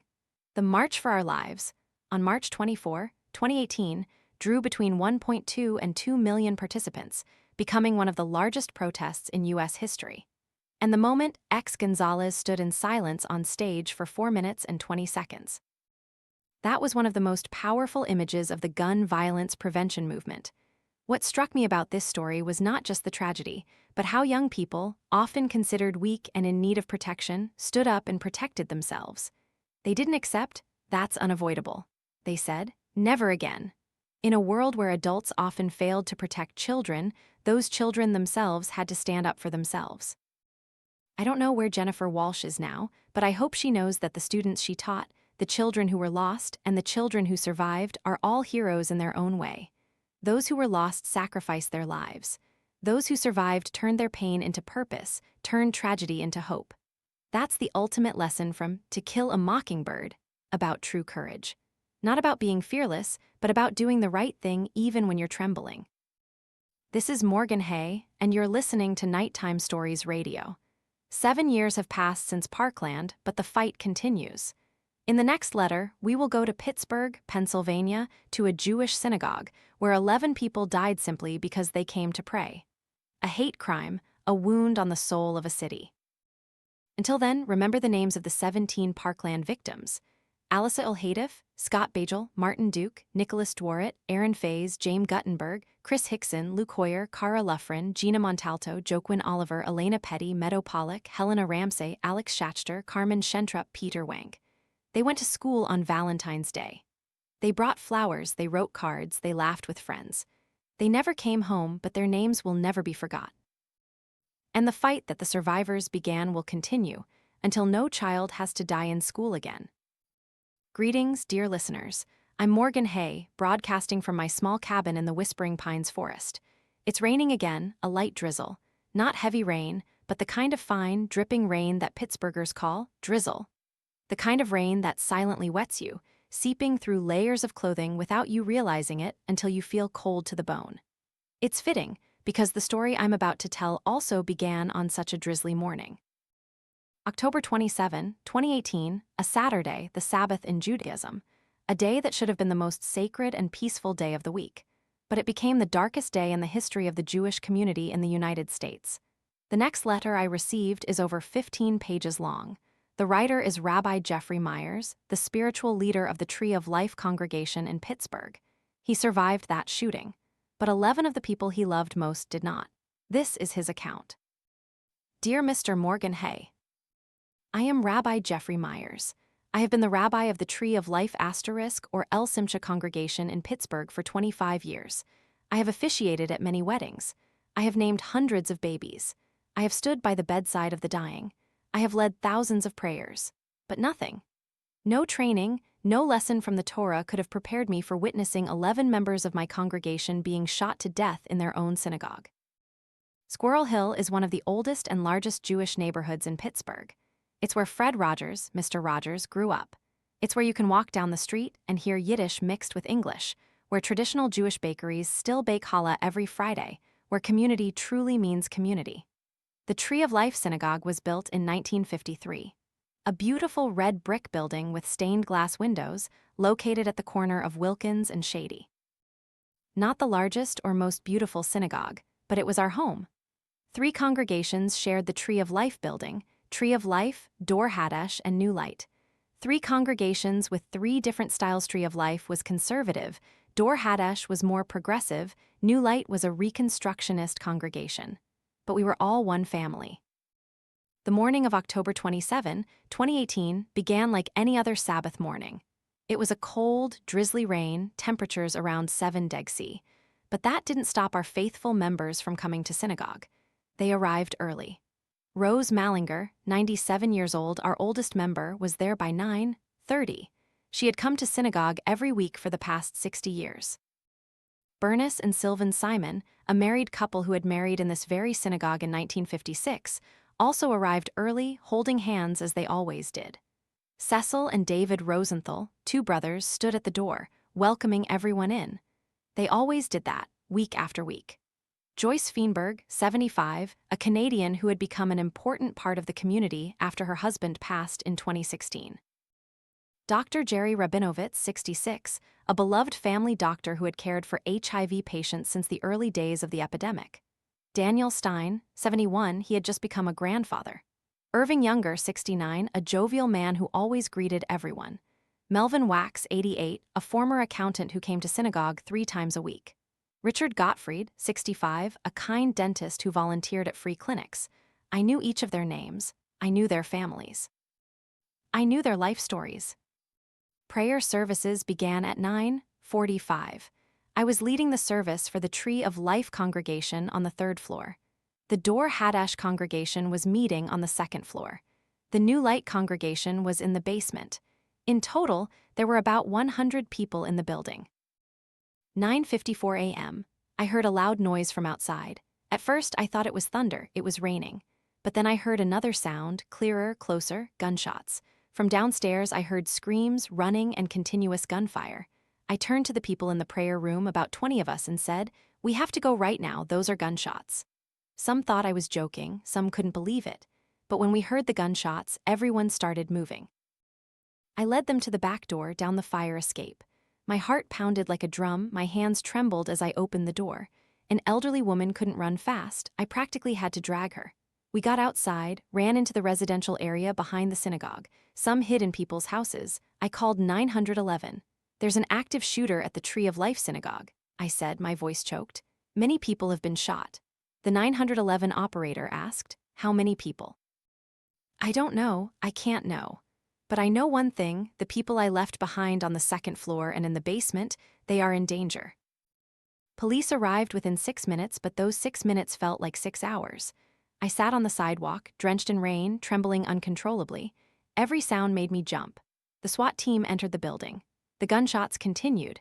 Now it wasn't just the shooter's gun, but also the police's guns. I prayed like I had never prayed before in my life. Then silence, an eerie silence. Slowly, the survivors were led out of the building. I saw some members of the Dor Hadash congregation. They were injured but alive. Some people from the basement, they had hidden in closets the whole time. But many didn't come out. Police arrested the perpetrator, Robert Bowers, 46. He had been shot multiple times by police but was still alive. He was handcuffed and taken away. Then investigators began to count. 11 dead, 6 injured, 4 of whom were police officers who had rushed into the building to save us. I couldn't believe it. 11 people, 11 members of our family. Joyce Feenberg, the kind woman who always smiled.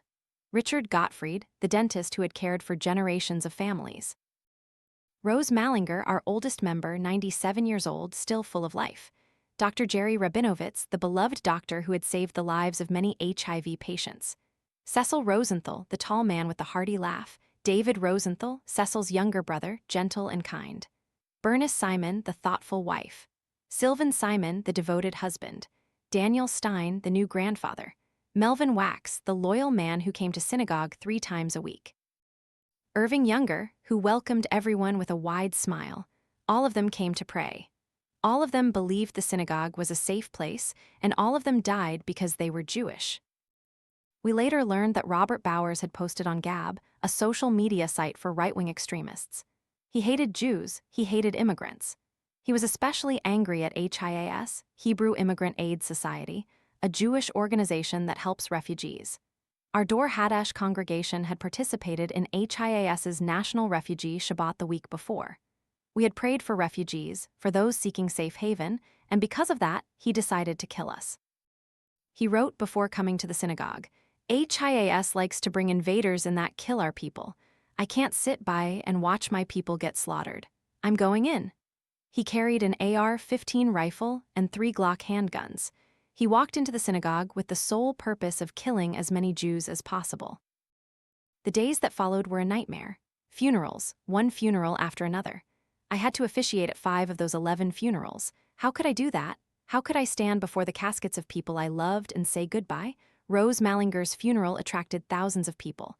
She was 97 but still full of vitality. Her granddaughter said, "She always did everything she wanted to do in life. She never complained." But now she was gone, and we lost a pillar of our community. The funerals of Cecil and David Rosenthal were the first to be held on Tuesday, just 3 days after the shooting. The 2 brothers always came to synagogue together, and now they left together. Achieva, the organization that supports people with disabilities where the brothers worked, said Cecil's laugh was contagious. David was kind and had a gentle spirit. They always looked out for each other. Dr. Jerry Rabinovitz's funeral made me cry the most. This kind doctor had cared for so many people. A former HIV patient of his wrote, "In the early days of the HIV epidemic in Pittsburgh, he was the only one willing to take us on. He was one of my heroes." The funerals of Bernice and Sylvan Simon, the couple who had married in the Tree of Life synagogue itself. They had been together for 62 years. They died together in the synagogue where they had vowed to love each other forever. Their neighbors said they always held hands, they always laughed, he always opened the door for her. 11 funerals, 11 caskets, 11 shattered families. But something incredible happened after that. The world didn't forget us. The world didn't turn away. The American Jewish Committee and the Jewish Federations of North America created a campaign, Show Up for Shabbat. They called on both Jews and non-Jews to come to synagogues the following Sabbath to show that we are not afraid, that we will not let hatred win. And people came. Thousands came to synagogues all over the world that Sabbath. Not just in the US, but in England, France, Germany, Israel, everywhere. London Mayor Sadiq Khan visited a synagogue. Muslim leaders came to pray with us. Christian leaders stood by us.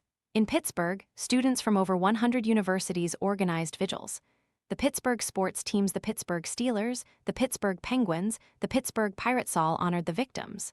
The Penguins wore jerseys with the words, "Stronger than hate." The city of Pittsburgh united like never before.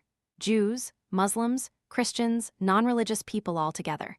We received over $7 million in donations to support the victims' families. President Trump came to Pittsburgh on the Tuesday after the shooting, but over 2,000 protesters opposed his visit. They carried banners reading, "Words have meaning." They argued that Trump's hateful rhetoric about immigrants contributed to the atmosphere that led to this shooting. I don't know, I'm not a politician, I'm just a rabbi. But I know this: words have power, words can heal or words can kill. Robert Bowers was arrested at the scene. He was injured but survived. His trial lasted nearly 5 years, from 2018 to 2023. During that time, we had to live with the pain without closure. In June 2023, the jury found him guilty on all 63 charges, including hate crimes resulting in death. In August 2023, the jury recommended the death penalty. But within our community, there was a division about the death penalty. Some victim families wanted Bowers executed. Others opposed it. They believed killing him would not bring peace. I didn't take a side. I understood both viewpoints. The Tree of Life Synagogue has been closed since that day. The building still stands, but it's empty. The bullet holes are still in the walls, the blood is still stained into the wooden floor. We cannot go back there. In 2024, a renowned architect, Daniel Libeskind, who designed the master plan for Ground Zero after 9/11 and the Jewish Museum Berlin, was chosen to redesign the building. The idea is to create a space for memorial, a place to learn about combating hate, and a place to continue worship. Some parts will be renovated, some will be demolished, but the soul of Tree of Life will live on. It's been 6 years since that day. 6 years, but the pain is still fresh. Every Sabbath, I pray for the 11 people who were lost. Every time I read their names, my voice still trembles. Joyce, Richard, Rose, Jerry, Cecil, David, Bernice, Sylvan, Daniel, Melvin, Irving. What have I learned from this tragedy? I learned that hatred is a disease. It spreads like a virus. It turns people into monsters. Robert Bowers was not born a killer. He became a killer because he was nourished by hatred from extremist websites, from hateful rhetoric, from a culture that does not accept differences. I learned that community is strength. When Pittsburgh hurt, the whole world embraced us. When we fell, people lifted us up. Show up for Shabbat was not just a hashtag, it was a statement. We will not let fear win. We will not let hate define us. I learned that love is stronger than hate always, always. Robert Bowers thought he could destroy us, but he was wrong. We are still here. We are still praying. We still believe. And I learned that those we love never truly leave. Rose is still there, sitting in her favorite pew. Jerry is still there with his distinctive bow tie and wide smile. Cecil and David are still at the door, welcoming everyone. They live in our memories. They live in the good deeds we do to honor them. This October will mark 6 years since that day. And I know there will be another memorial service, there will be more tears, there will be more unanswered questions. But there will also be hope, because in the darkest days, humanity shone through. While one man chose hate, millions chose love. That is the lesson from Tree of Life. Not about death, but about life. Not about fear, but about faith. Not about hate, but about hope. Stronger than hate. That's not just a slogan, that's how we live every day. In the Torah, we are taught tikkun olam, to repair the world. That is the responsibility of each of us, not to wait for others to do the right thing, but to act ourselves. After the Tree of Life shooting, I saw thousands of people practicing tikkun olam. They donated money, they volunteered, they stood up against hate in their communities. They learned about Judaism to understand us better. They befriended Jewish people. They said no to racism, to anti-Semitism, to all forms of hatred. That's how we win, not by revenge, but by becoming better.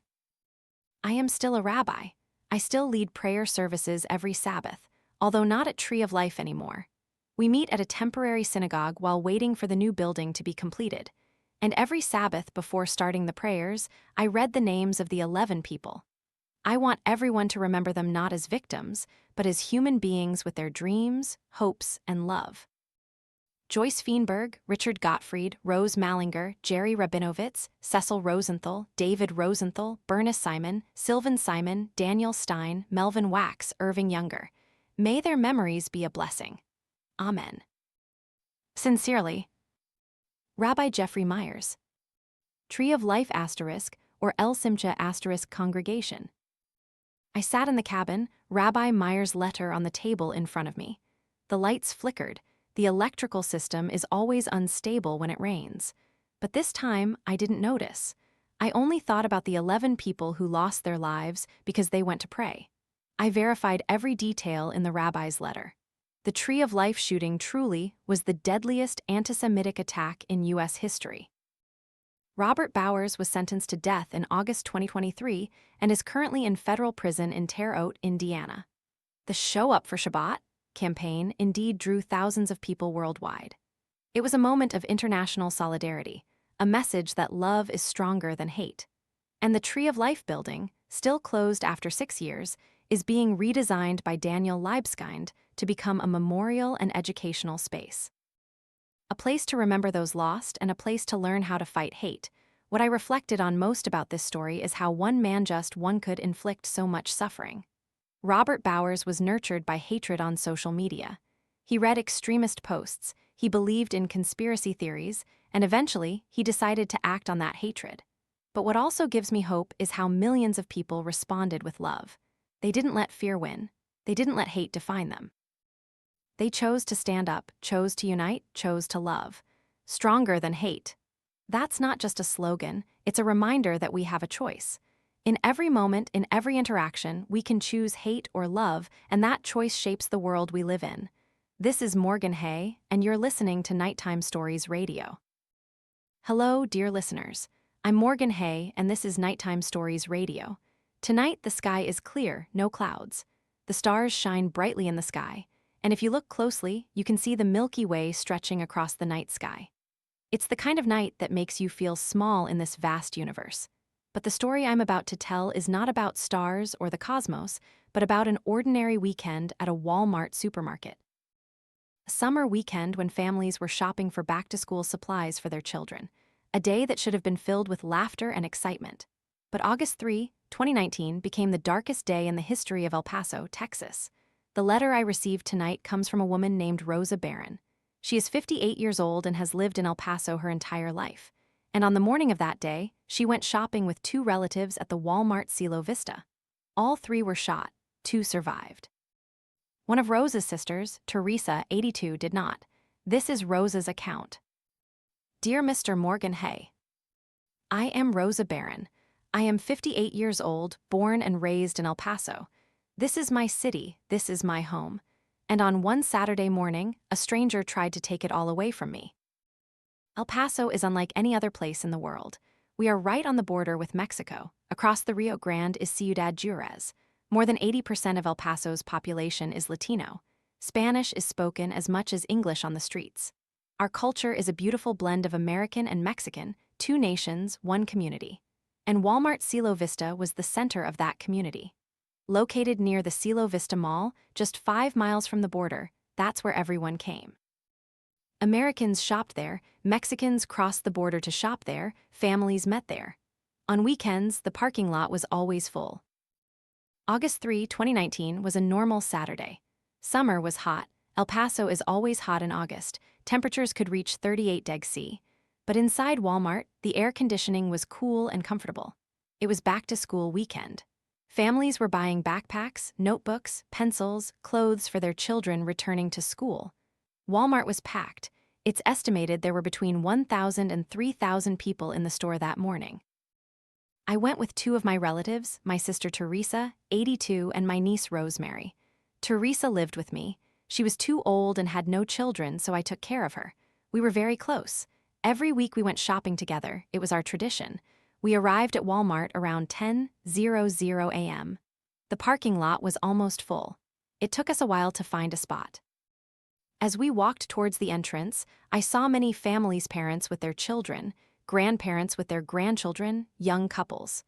I didn't know that just minutes later, many of them would die.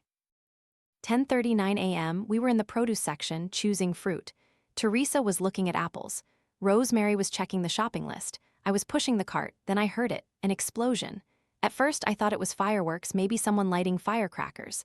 But then I heard more sounds. Rapidly, continuously, gunshots. Everyone started running. A man yelled, "Shooter, run!" Teresa looked at me with frightened eyes. I grabbed her hand and Rosemary's hand. "Run!" I screamed.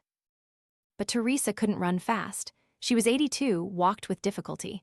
I tried to pull her along, but the crowd running pushed us. The gunshots got closer and closer. I heard glass breaking, screams, cries, and nonstop gunfire like a string of firecrackers. We tried to run towards the back exit, but too many people were doing the same thing. People were falling, people were trampling each other. A child was crying for his mother.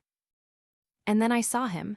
A young man, probably in his 20s, wearing a black t-shirt, brown cargo pants, black sneakers. He was holding a rifle and he was shooting at everyone. Not randomly, he was aiming. He walked through the aisles, saw people, and shot. He said nothing. He didn't yell, he just shot. I pulled Teresa and Rosemary down behind a shelf. We lay pressed against the floor. I put my body over Teresa, trying to shield her. Rosemary clutched her head. The gunshots continued. I heard people dying.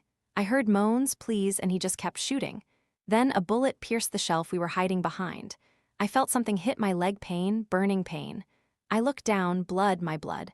I bit my lip not to scream. If I screamed, he would know we were here. But then I heard Teresa cry out. She had been shot too. And Rosemary, she was crying, saying, I'm shot, I'm shot." All three of us were injured. I don't know how long we lay there. Maybe 3 minutes, maybe 30 minutes. Time no longer had meaning, only pain, fear, and gunshots. Finally, the gunshots stopped, but we didn't dare to move. Maybe he was still there. Maybe he was waiting. Then I heard another sound. Police. Police, if you're alive, let us know. I yelled. Here, we're here, we need help. Police came, they checked on us. I was shot in the leg, Rosemary was shot in the shoulder, and Teresa. Teresa was shot in the chest. They carried us out of the store. Outside, it was full of ambulances, police cars, fire trucks, helicopters flying overhead. It was like a war movie. They took us to the hospital. Rosemary and I were taken to the emergency room. We underwent surgery to remove the bullets. We survived. Teresa did not. She died on the way to the hospital. The bullet had pierced her heart. They tried their best, but she had lost too much blood. My sister, whom I lived with, whom I cared for, whom I loved. Dead because a stranger hated us because we were Latino. We later learned the details. The shooter's name was Patrick Crusius. He was 21 years old. He lived in Allen, Texas, 650 miles from El Paso, about a 10-hour drive. He drove all night to get to El Paso. Why? Because he wanted to kill Latinos. Before going to Walmart, he posted a manifesto online. He wrote about the Hispanic invasion of Texas. He said Latinos were replacing white people. He said he had to protect Texas from us. Us, who have lived here our entire lives, who were born here, who are American citizens. But to him, we weren't Americans. We were invaders. He came to Walmart Cielo Vista because he knew it was where many Latinos were. He wanted to kill as many as possible. He even entered the store once before, unarmed, just to see how many people were there. Then he went out, retrieved an AK-47 rifle from his car, and started shooting. His first victim was a 58-year-old woman pushing a shopping cart in the parking lot. He shot her just 14 seconds after raising his rifle. Then he continued into the store, shooting everyone he saw. 23 people died, 22 were injured. Victims ranged from 15 to 90 years old. 8 of them were Mexican citizens who had simply crossed the border to shop. 1 was a German living in Juarez. The rest were Americans, mostly Latino. I remember some of the people I saw in the hospital afterward. A young woman named Jordan Encondo. She was 24, had just given birth to a 2-month-old son. When he shot, she shielded her baby with her body. She died, but the baby survived. Her husband, Andre, also died trying to protect them. A man named David Johnson. He was 63. He went shopping with his wife and 9-year-old granddaughter. When the gunshots rang out, he used his body as a shield for them. He died, but his wife and granddaughter survived. An elderly couple named Raul and Maria Flores. They had been married for 60 years. They came to buy an air mattress for relatives who were coming to visit. Both died. Their son said they didn't deserve to die like that, but he was comforted by knowing they went together. A 15-year-old boy named Javier Rodriguez, he was a Horizon High School student. He went shopping with his uncle. He was the youngest victim. A 90-year-old man named Luis Juarez. He went to buy groceries with his wife. They had been married for over 70 years. He was the oldest victim. A woman named Elsa Marquez. She was 61, a special education teacher in Ciudad Juarez. She crossed the border to pick up her daughter at the airport. She decided to stop at Walmart first. Her husband and son waited in the car. They heard gunshots. They never saw her again. And there was a man named Memo Garcia. He was 36, a father of two. That day, he was in the Walmart parking lot selling lemonade to raise money for his son's soccer team. He was shot multiple times. He didn't die immediately. He fought for 8 months through many surgeries, but eventually, in April 2020, he passed away. He was the 23rd victim. 23 shattered families, 23 funerals, 23 caskets, and all because a young man was nurtured by hatred on the internet. Patrick Crusius surrendered to police about 20 minutes after he left Walmart. He didn't resist, he just stopped his car and gave himself up. When police asked him why, he said, "I was targeting Mexicans." His trial lasted nearly 4 years. First, in federal court. In 2023, he pleaded guilty to 90 counts, including hate crimes and firearms violations. He was sentenced to 90 consecutive life sentences with no possibility of parole. But we still didn't have closure because the state trial remained. El Paso wanted him to face the death penalty. I don't know how I feel about that. A part of me wants him to die, a part of me thinks killing him won't bring Teresa back. I was torn. In April 2025, nearly 6 years after the shooting, the state trial finally took place, and in a surprise, Crusius pleaded guilty to 23 counts of murder. In return, El Paso County agreed not to seek the death penalty. He received an additional 23 life sentences. Many victim families were present at that hearing. We had the opportunity to speak to him victim impact statements. I was one of them. I stood before him and spoke in Spanish. I wanted him to understand that we are proud of our language. I told him about Teresa, about how she loved her family, about how she cared for me when I was sick, about how she always had a smile for everyone. I told him that he had taken everything from me, but he couldn't take my memories. He couldn't take my love, and he couldn't take my identity. I am Latina, I said. I am proud to be Latina. And nothing, no bullet, no hatred, no one like you can change that. Crusius sat there expressionless. He didn't look at me, he didn't react, he just sat there like a statue. But others reacted. One of the widows, Adriana, wife of Ivan Manzano, walked over and hugged Crusius. She told him she forgave him.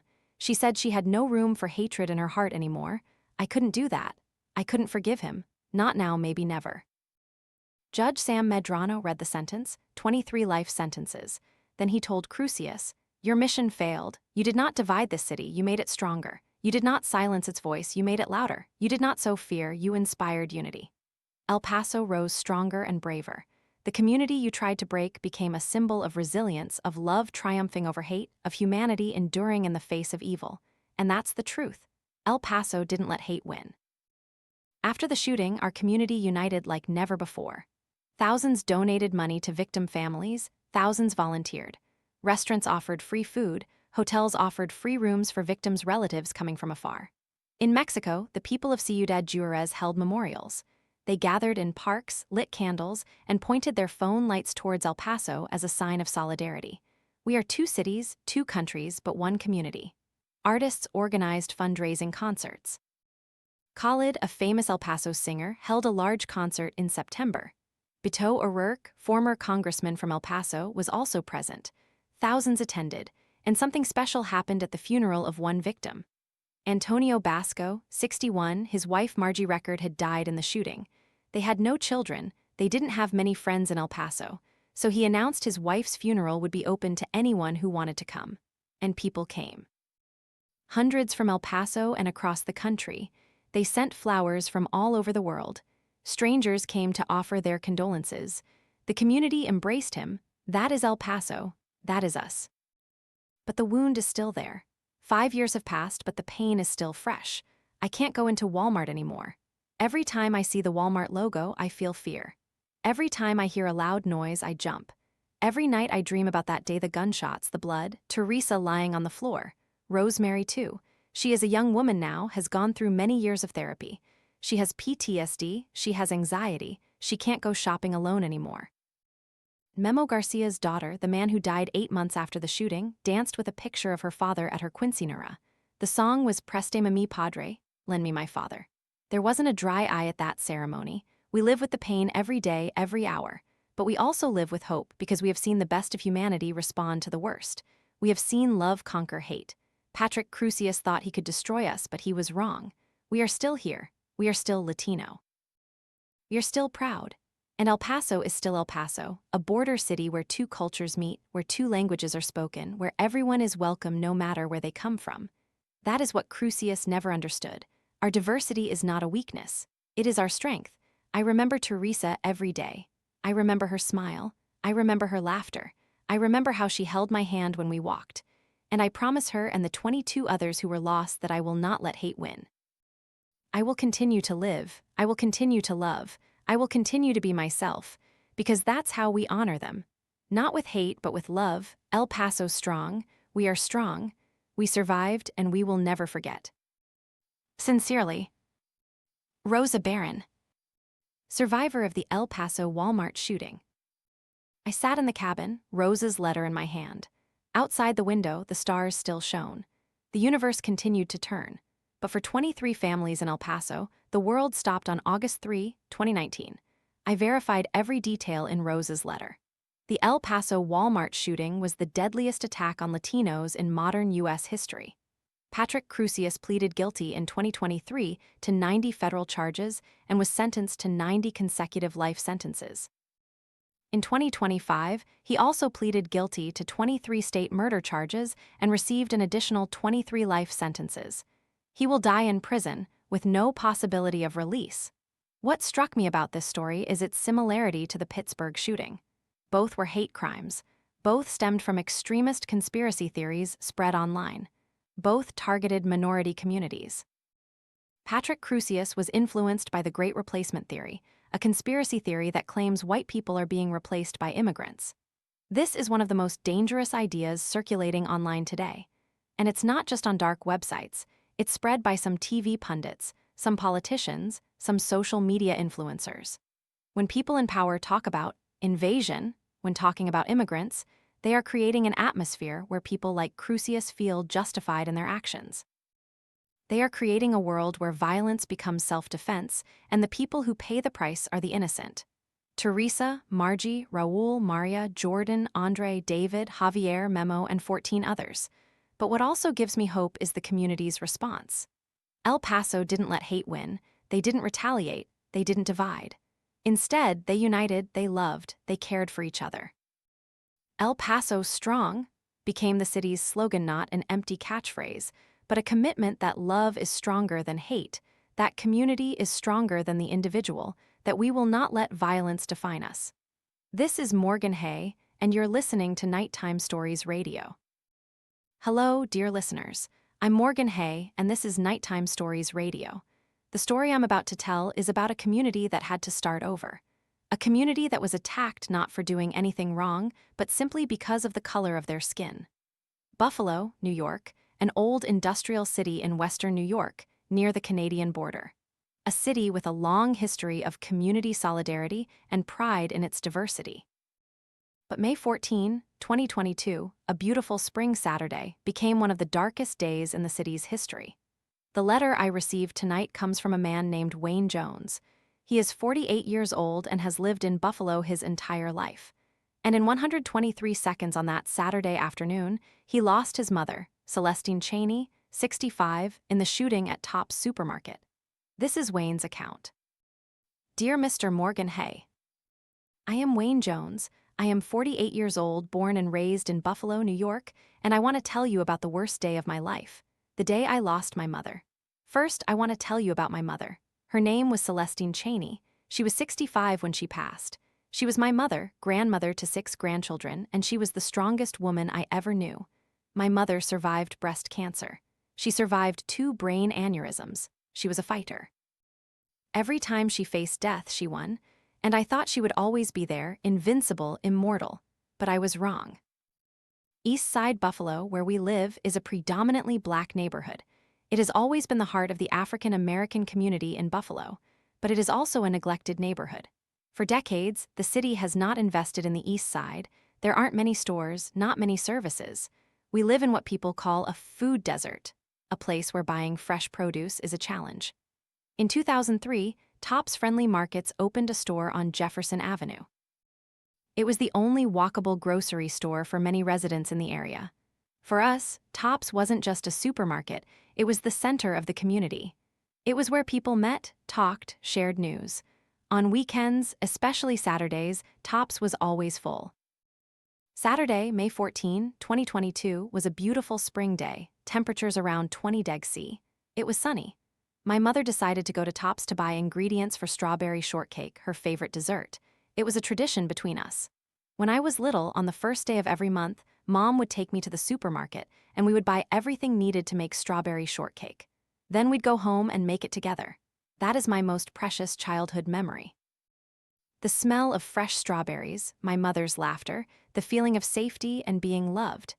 Even as I grew up, we kept that tradition. Although now Mom usually went alone, I was busy with work and family. Around 2:30 p.m. that day, I received a call from my sister. She was crying. "Wayne, something happened at Tops. Someone is shooting. Mom is there. I can't reach her." My heart pounded wildly. I turned on the TV. The news was live. Police cars, ambulances, helicopters. Reporters talked about a mass shooting at Tops on Jefferson Avenue. Many dead, many injured. I called my mother, no answer. I called again, no answer. I sent text messages, no response. I drove to Tops. The road was blocked. Police wouldn't let anyone get close. I stood there, looking at the building from afar, and prayed. I prayed that Mom had gotten out before it happened. I prayed that Mom had hidden. I prayed that Mom was safe. But a part of me knew. I don't know how I knew, but I knew. We waited for hours. Police set up a family information center at a nearby church. Dozens of families arrived, all looking for their loved ones, all hoping and fearing at the same time. Around 10:00 p.m., a police officer came to us. His face said it all before he opened his mouth. "I'm very sorry," he said. "Celestine Chaney has been confirmed as one of the fatalities." My world collapsed. My mother was dead. The woman who gave birth to me, raised me, loved me unconditionally, was gone. Not because of old age, not because of illness, but because a stranger hated her simply because of the color of her skin. We later learned the details. The perpetrator's name was Peyton Gendron. He was 18 years old. He was white, living in Conklin, New York, a rural town more than 200 miles from Buffalo, about a 3.5-hour drive. He had planned this attack for months.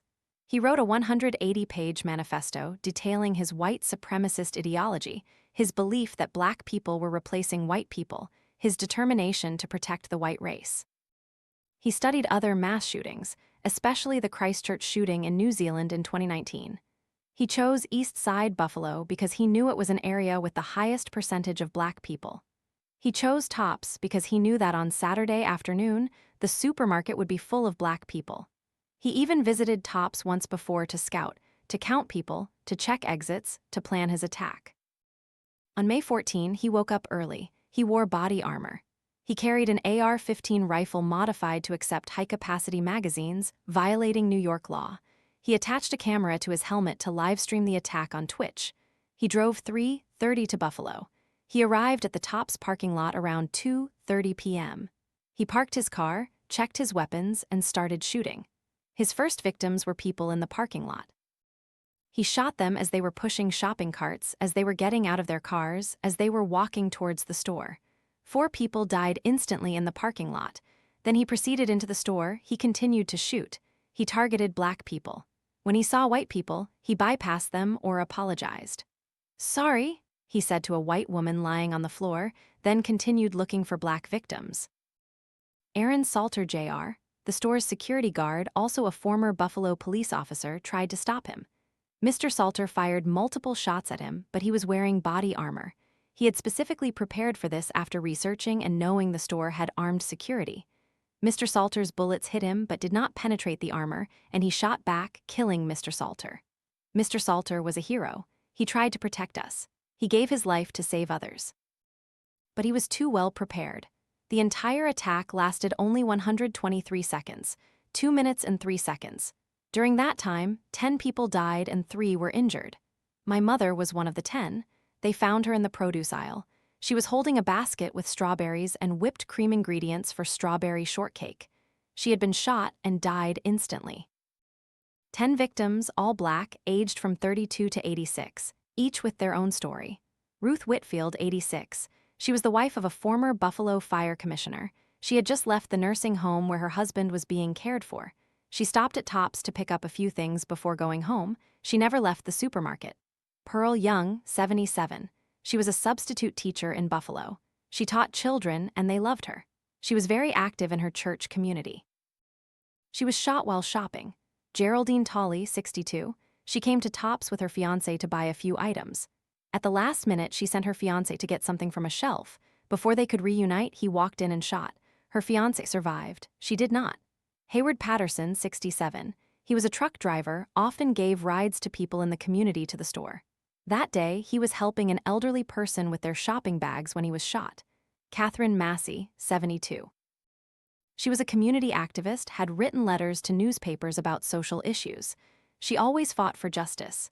She died while shopping for her family. Marcus Morrison, 52.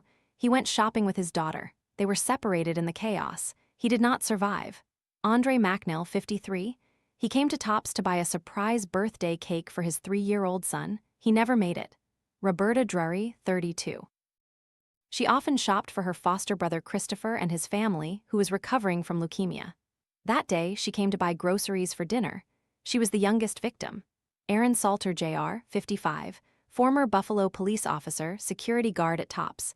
He shot the gunman to protect others. He was a hero. And my mother, Celestine Cheney, 65, the woman who survived cancer and 2 brain aneurysms, the strongest woman I knew. The woman who just wanted to make strawberry shortcake for her family. My mother's funeral was one of the hardest days of my life. Hundreds of people came, our community united, but nothing could fill the void my mother left behind. Peyton Gendron was arrested at the scene. He surrendered to police without resistance. He was charged with first-degree murder, hate crimes, and domestic terrorism. In November 2022, he pleaded guilty to all state charges. In February 2023, he was sentenced to 11 consecutive life sentences without parole. He also faces federal charges that could lead to the death penalty. At his sentencing hearing, he read a statement. He said, "I am very sorry for the pain I have forced upon the victims and their families. I am very sorry for taking the lives of the people you loved. I did a terrible thing that day. I shot and killed people because they were black. Looking back now, I can't believe I actually did it. I believed what I read online and acted out of hatred. I sat in that courtroom and listened, and I felt empty. His apology didn't bring my mother back. His remorse didn't erase the pain. But there's one thing that angered me more than anything. He said he believed what he read online, as if he were the victim, as if he were misled. No, he had a choice. He chose hate, he chose violence, he chose to kill. And what amazed me is that he was not alone. His ideology, the Great Replacement Theory, is not some fringe view. It's spread on mainstream websites, on TV shows, by politicians. The theory that black people and immigrants are replacing white people. The theory that we are a threat. We are not a threat. We are just human beings trying to live our lives. We shop in supermarkets. We care for our families. We work. We pray. We love. We laugh. But to Peyton Gendron and people like him, we are not human beings. We are just skin color. And that's all he saw when he shot my mother. He didn't see the woman who survived cancer. He didn't see the mother who loved her children dearly. He didn't see the grandmother who taught her grandchildren how to bake. He just saw a black woman, and that was enough for him to kill her. Our community was shattered. Tops closed after the shooting. For months, we had no walkable supermarket in the area. Tops provided free bus service to other locations, but for the elderly, for the disabled, it was still difficult. They reopened the store in July 2022 with a memorial for the victims, but many in the community didn't want to go back. How can you shop where your loved ones died? I tried to go back once. I walked into the store and immediately felt fear. I saw the spot where my mother died. I saw the parking lot where others fell. I couldn't breathe. I had to get out. I have never been back. But there are good things that came out of this tragedy. Our community united like never before. White, black, Latino, Asian, all together. They held prayer vigils, they donated money, they volunteered. They showed that love is stronger than hate. Mayor Byron Brown said, "We are Buffalo strong, we will not let hate divide us." And that's the truth. Peyton Gendron thought he could destroy our community, but he was wrong. We are stronger, we are more united, we are more loving. A year after the shooting, they held a memorial service. Thousands came, they lit candles, they prayed, they cried, but they also hoped. On the Buffalo City Hall, they projected lights in colors representing each victim. Each victim's family chose a color. For my mother, we chose purple, her favorite color. They also established the May 14th Memorial Commission to build a permanent memorial, a place to remember those lost, a place to teach future generations about the dangers of hate, a place to commit to never forgetting. Geraldine Tolley's son wrote a book about his experience. He titled it May 14th, The Day the Devil Came to Buffalo. He said, "I know my mother wouldn't want me to be consumed by sadness and anger, so I will try to find strength in her memory and use it to fight injustice and racism for the rest of my life in her name." That's how we honor those we lost. Not with hate, but with love, with action, with fighting for a better world. Every month on the first day, I still make strawberry shortcake. I make it according to my mother's recipe. And when I do, I remember her laughter, I remember her love, I remember her strength. And I promise her that I will not let hate win. I will continue to love, I will continue to fight, I will continue to hope. Because that's how we win. Not with violence, but with love. Buffalo's strong. We are strong, we are united, and we will never forget. Sincerely, Wayne Jones, son of Celestine Cheney. I sat in the cabin, Wayne's letter on the table. Outside, the new moon still hung in the sky, a thin crescent of hope in the darkness. I verified every detail in Wayne's letter. The Buffalo Tops shooting was the deadliest shooting in the U.S. in 2022 until Uvalde happened 10 days later. Peyton Gendron pleaded guilty to all state charges and was sentenced to 11 consecutive life sentences without parole.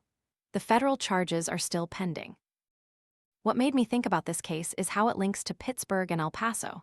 3 shootings, 3 cities, 3 minority communities attacked, and all 3 stemmed from the same ideology, the Great Replacement theory. This is no longer some fringe theory. It's spread on mainstream news networks, repeated by politicians, shared on social media. The idea that white people are being replaced by immigrants and minorities. The idea that diversity is a threat instead of a strength. And when these ideas are normalized, when they are spoken on national television, when they are tweeted by influencers, they create an environment where young people like Peyton Gendron, Patrick Crusius, and Robert Bowers feel justified in their actions. They think they are warriors. They think they are protecting their race. But they are just killers. They are just terrorists, and the people who pay the price are the innocent. Celestine, Ruth, Pearl, Geraldine, Aaron, and 5 others. But what also gives me hope is the response of Buffalo like El Paso, like Pittsburgh, like Parkland. The community did not let hate win. They united, they loved, they healed. Buffalo Strong is not just a slogan. It's a promise that love will always be stronger than hate, that community will always be stronger than the individual, that we will never let fear win. This is Morgan Hay, and you're listening to Nighttime Stories Radio. Hello, dear listeners. I'm Morgan Hay, and this is Nighttime Stories Radio. Right now, I'm sitting in this cabin with a heavy heart. Over the past 9 letters, we've gone through 9 stories of violence, suffering, and the strength of the human spirit. And though this is difficult, I have to tell the most challenging story. Uvalde, Texas, a small town with about 15,000 residents located between San Antonio and the Mexican border. A place where everyone knows each other, where children play in the streets, where life still moves slowly and safely. Until May 24, 2022. The last letter I received comes from a mother named Kimberly Mata Rubio. She is the mayor of Uvalde, elected after the shooting. But before she was mayor, she was the mother of a 10-year-old girl named Tess Marie Mata. One of the 19 children who died in classrooms 111 and 112 at Robb Elementary School. This is her account.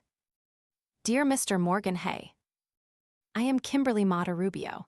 I am the mother, or rather, I used to be the mother of Tess Marie Mata. My daughter was 10 years old when she died, and the day she died was supposed to be one of the happiest days of the school year. May 24, 2022 was a Tuesday, only 2 days left until the end of the school year. Children were excited about summer vacation. Teachers were preparing for graduation ceremonies. That morning, Robb Elementary School held an awards ceremony. Students were honored for their academic achievements. My Tess received the Honor Roll Award. I took a picture of her with her certificate. She smiled radiantly, her cheeks chubby. "I'm proud of you," I told her. "Mom is proud of you too." That was the last time I told her that. Tess was a high-energy little girl. She loved to dance. She loved to sing. She loved making TikToks with her friends. She was saving money to go to Disneyland with her family. She had almost saved enough. She told me she wanted to be a teacher when she grew up, just like Mrs. Myers and Mrs. Garcia, two teachers she adored. That afternoon, Tess's classes, 4A and 4B, were watching a movie. It was a reward for a hardworking school year. The two classrooms were connected by a door.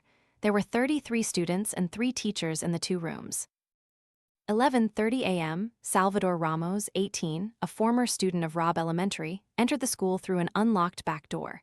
He carried an AR-15 rifle. He had just shot his grandmother, who survived, and now he came to kill. In the first few minutes, he fired over 100 rounds into the 2 classrooms. The students and teachers had nowhere to hide. They took cover under desks, in closets, behind anything they could find. But bullets went through walls, bullets went through desks, bullets went through everything. Mrs. Eva Myers, a teacher who had taught for 17 years, tried to protect her students. She was shot and died.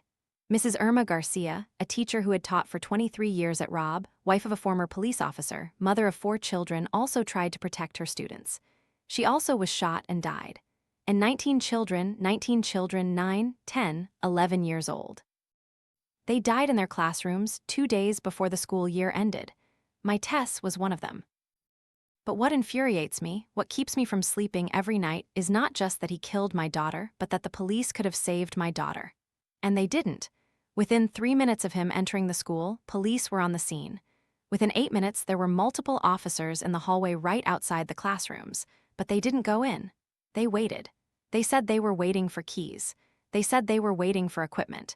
They said they were waiting for a tactical team.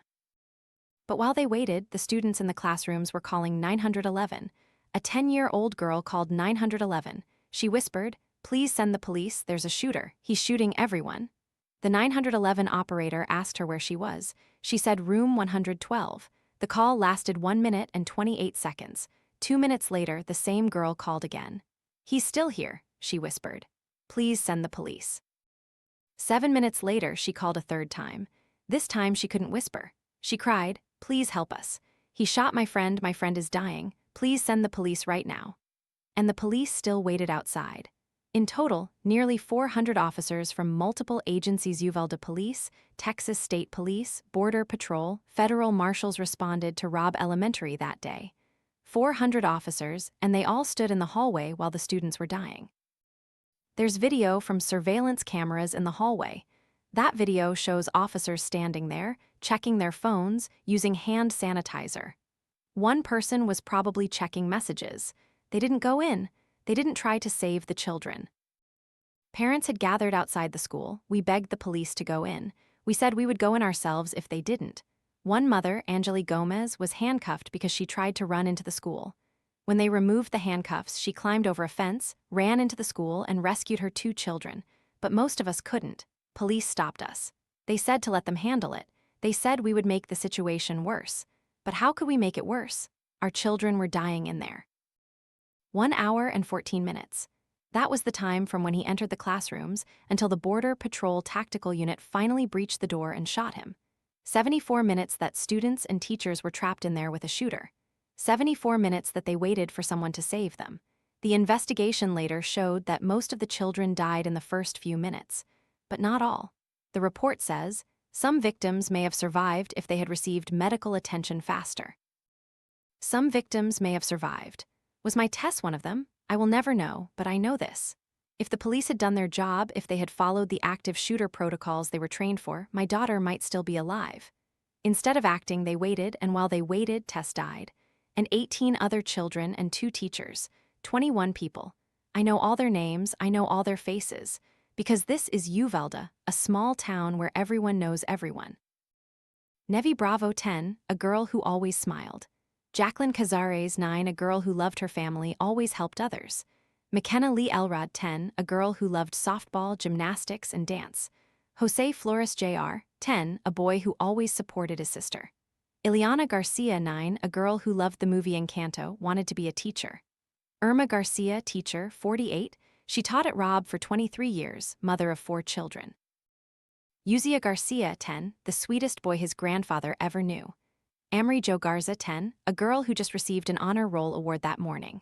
Xavier Lopez, 10, a boy who just received an honor roll award looking forward to middle school. Jace Luvanos, 10, a boy who always smiled. Tess Marie Mata, 10, my daughter, a girl who loved to dance, was saving money for Disneyland. Miranda Mattheis, 11, a smart and mischievous girl. Eva Myrles, teacher, 44. She taught for 17 years, loved her students. Alithia Ramirez, 10, a girl who loved art, wanted to go to art school. Annabelle Rodriguez, 10, she and Jacqueline were cousins, studied in the same class. Mate Rodriguez, 10, a girl who loved animals, wanted to be a marine biologist. Alexandria Lexi Rubio, 10, a girl who just received an honor roll award. Layla Salazar, 11, a girl who loved TikTok, ran fast, played softball. Jalia Nicole Silguero, 11, she and her cousin Jace were both killed. Ileana Torres, 10, a girl who loved her family, loved basketball. Rogelio Torres, 10, a boy who was the life of the party.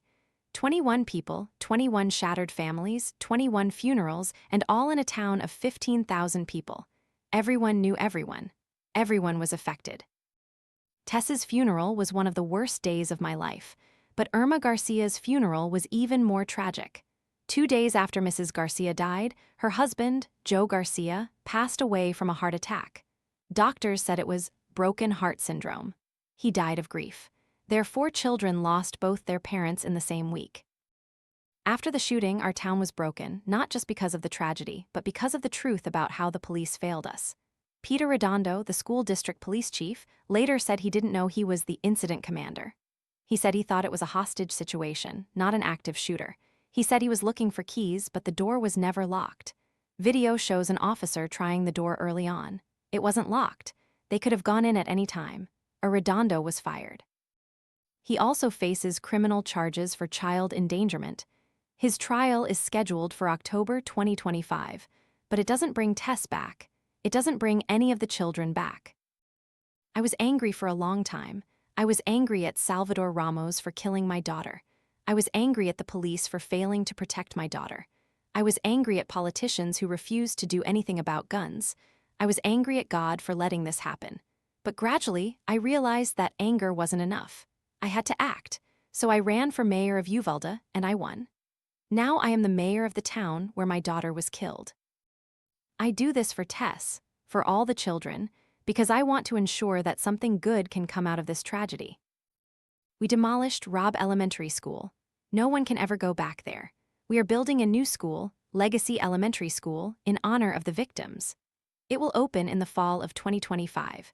We also established scholarships for students in the names of the victims: Tess Marie Mata Memorial Scholarship, Alithia Ramirez Art Scholarship, McKenna Elrod Athletic Scholarship. And we are fighting for gun reform. After Uvalde, Congress passed the Bipartisan Safer Communities Act, the first federal gun reform law since 1994. It's not enough. It doesn't raise the age to buy an assault weapon to 21. It doesn't ban assault weapons, but it's a step. I will never stop fighting for Tess, for all the children, because no more children should die in classrooms. Sometimes I wonder what Tess would think of what I'm doing. She said she wanted to be a teacher, she wanted to help children. And in my own way, I'm trying to do that. I'm trying to help children by ensuring they are safe. Every night before bed, I look at Tess's picture. The picture I took on the morning of May 24, when she was holding her honor roll certificate. She was smiling radiantly, she was happy. And I promise her, I will not let this happen again. I will fight for you, for all the children. Because that's how we honor them, not by simply remembering, but by acting, by changing the system that failed them, by ensuring that no more children have to go through what Tess went through. Uvalde will never be the same again. We have lost too much, but we are still here. We are still fighting. We are still hoping for Tess, for all the children, for the future. I sat in the cabin, Kimberly's letter on the table in front of me. Outside the window, the sky had begun to lighten. 10 letters have passed, 10 stories have been told, and now, as the dawn light filters into the cabin, I must reflect on what we have heard. 10 mass shootings, 236 people dead, hundreds injured, thousands of families shattered. Sandy Hook, 26 dead, mostly children aged 6-7. Boston Marathon, 3 dead, 260 injured. Charleston, 9 dead in a church. Pulse Nightclub, 49 dead. Las Vegas, 60 dead, 850 injured. Parkland, 17 dead, students and staff. Pittsburgh Tree of Life, 11 dead, all Jewish people. El Paso Walmart, 23 dead, mostly Latino. Buffalo Tops, 10 dead, all black people. Uvalde Robb, 21 dead, mostly children. 236 lives, 236 families, 236 reasons to change. But what has changed? After Sandy Hook, we said never again. After Parkland, we said never again. After Uvalde, we said never again. But it keeps happening, time after time. This mass shooting followed by another mass shooting. Why? Part of it is guns.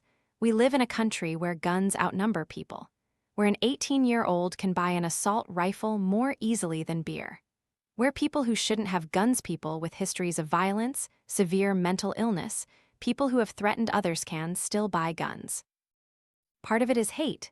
7 of these 10 shootings were hate crimes. Charleston, Pulse, Pittsburgh, El Paso, Buffalo, all targeted minority communities. All stemmed from extremist ideologies spread online, broadcast on news channels, tweeted by influencers. Part of it is systemic failure. Parkland, the shooter had many warning signs, but no one intervened. Uvalde, police failed to protect children. Sandy Hook, guns were easily purchased despite signs of mental health issues. But even deeper, it's about who we are as a nation. We have accepted gun violence as an inevitable part of life. We have normalized it. We hear about a mass shooting on the news, we feel sad for a day or two, then we move on with our lives until it happens to us, until it's our children, our mothers, our sisters, our friends. But there is also hope. After every tragedy, I have seen something beautiful, people uniting. After Sandy Hook, families created organizations like Sandy Hook Promise to prevent gun violence. After Parkland, students became activists, forming Never Again MSD, organizing the March for Our Lives. After Pittsburgh, the world showed up for Shabbat, showing that we are stronger than hate. After El Paso, the community said, El Paso strong, and united more than ever. After Buffalo, the city said, Buffalo strong, and refused to let hate divide them. After Uvalde, a grieving mother became mayor to create change. That is the legacy of the 236 people who were lost. Not their death, but how we respond. We can choose hate or we can choose love. We can choose fear or we can choose courage. We can choose helplessness or we can choose action, and that choice defines who we are. This is Morgan Hay, and this is the end of the Nighttime Stories radio series. 10 nights about the 10 most horrific real-life cases in America over the past 15 years.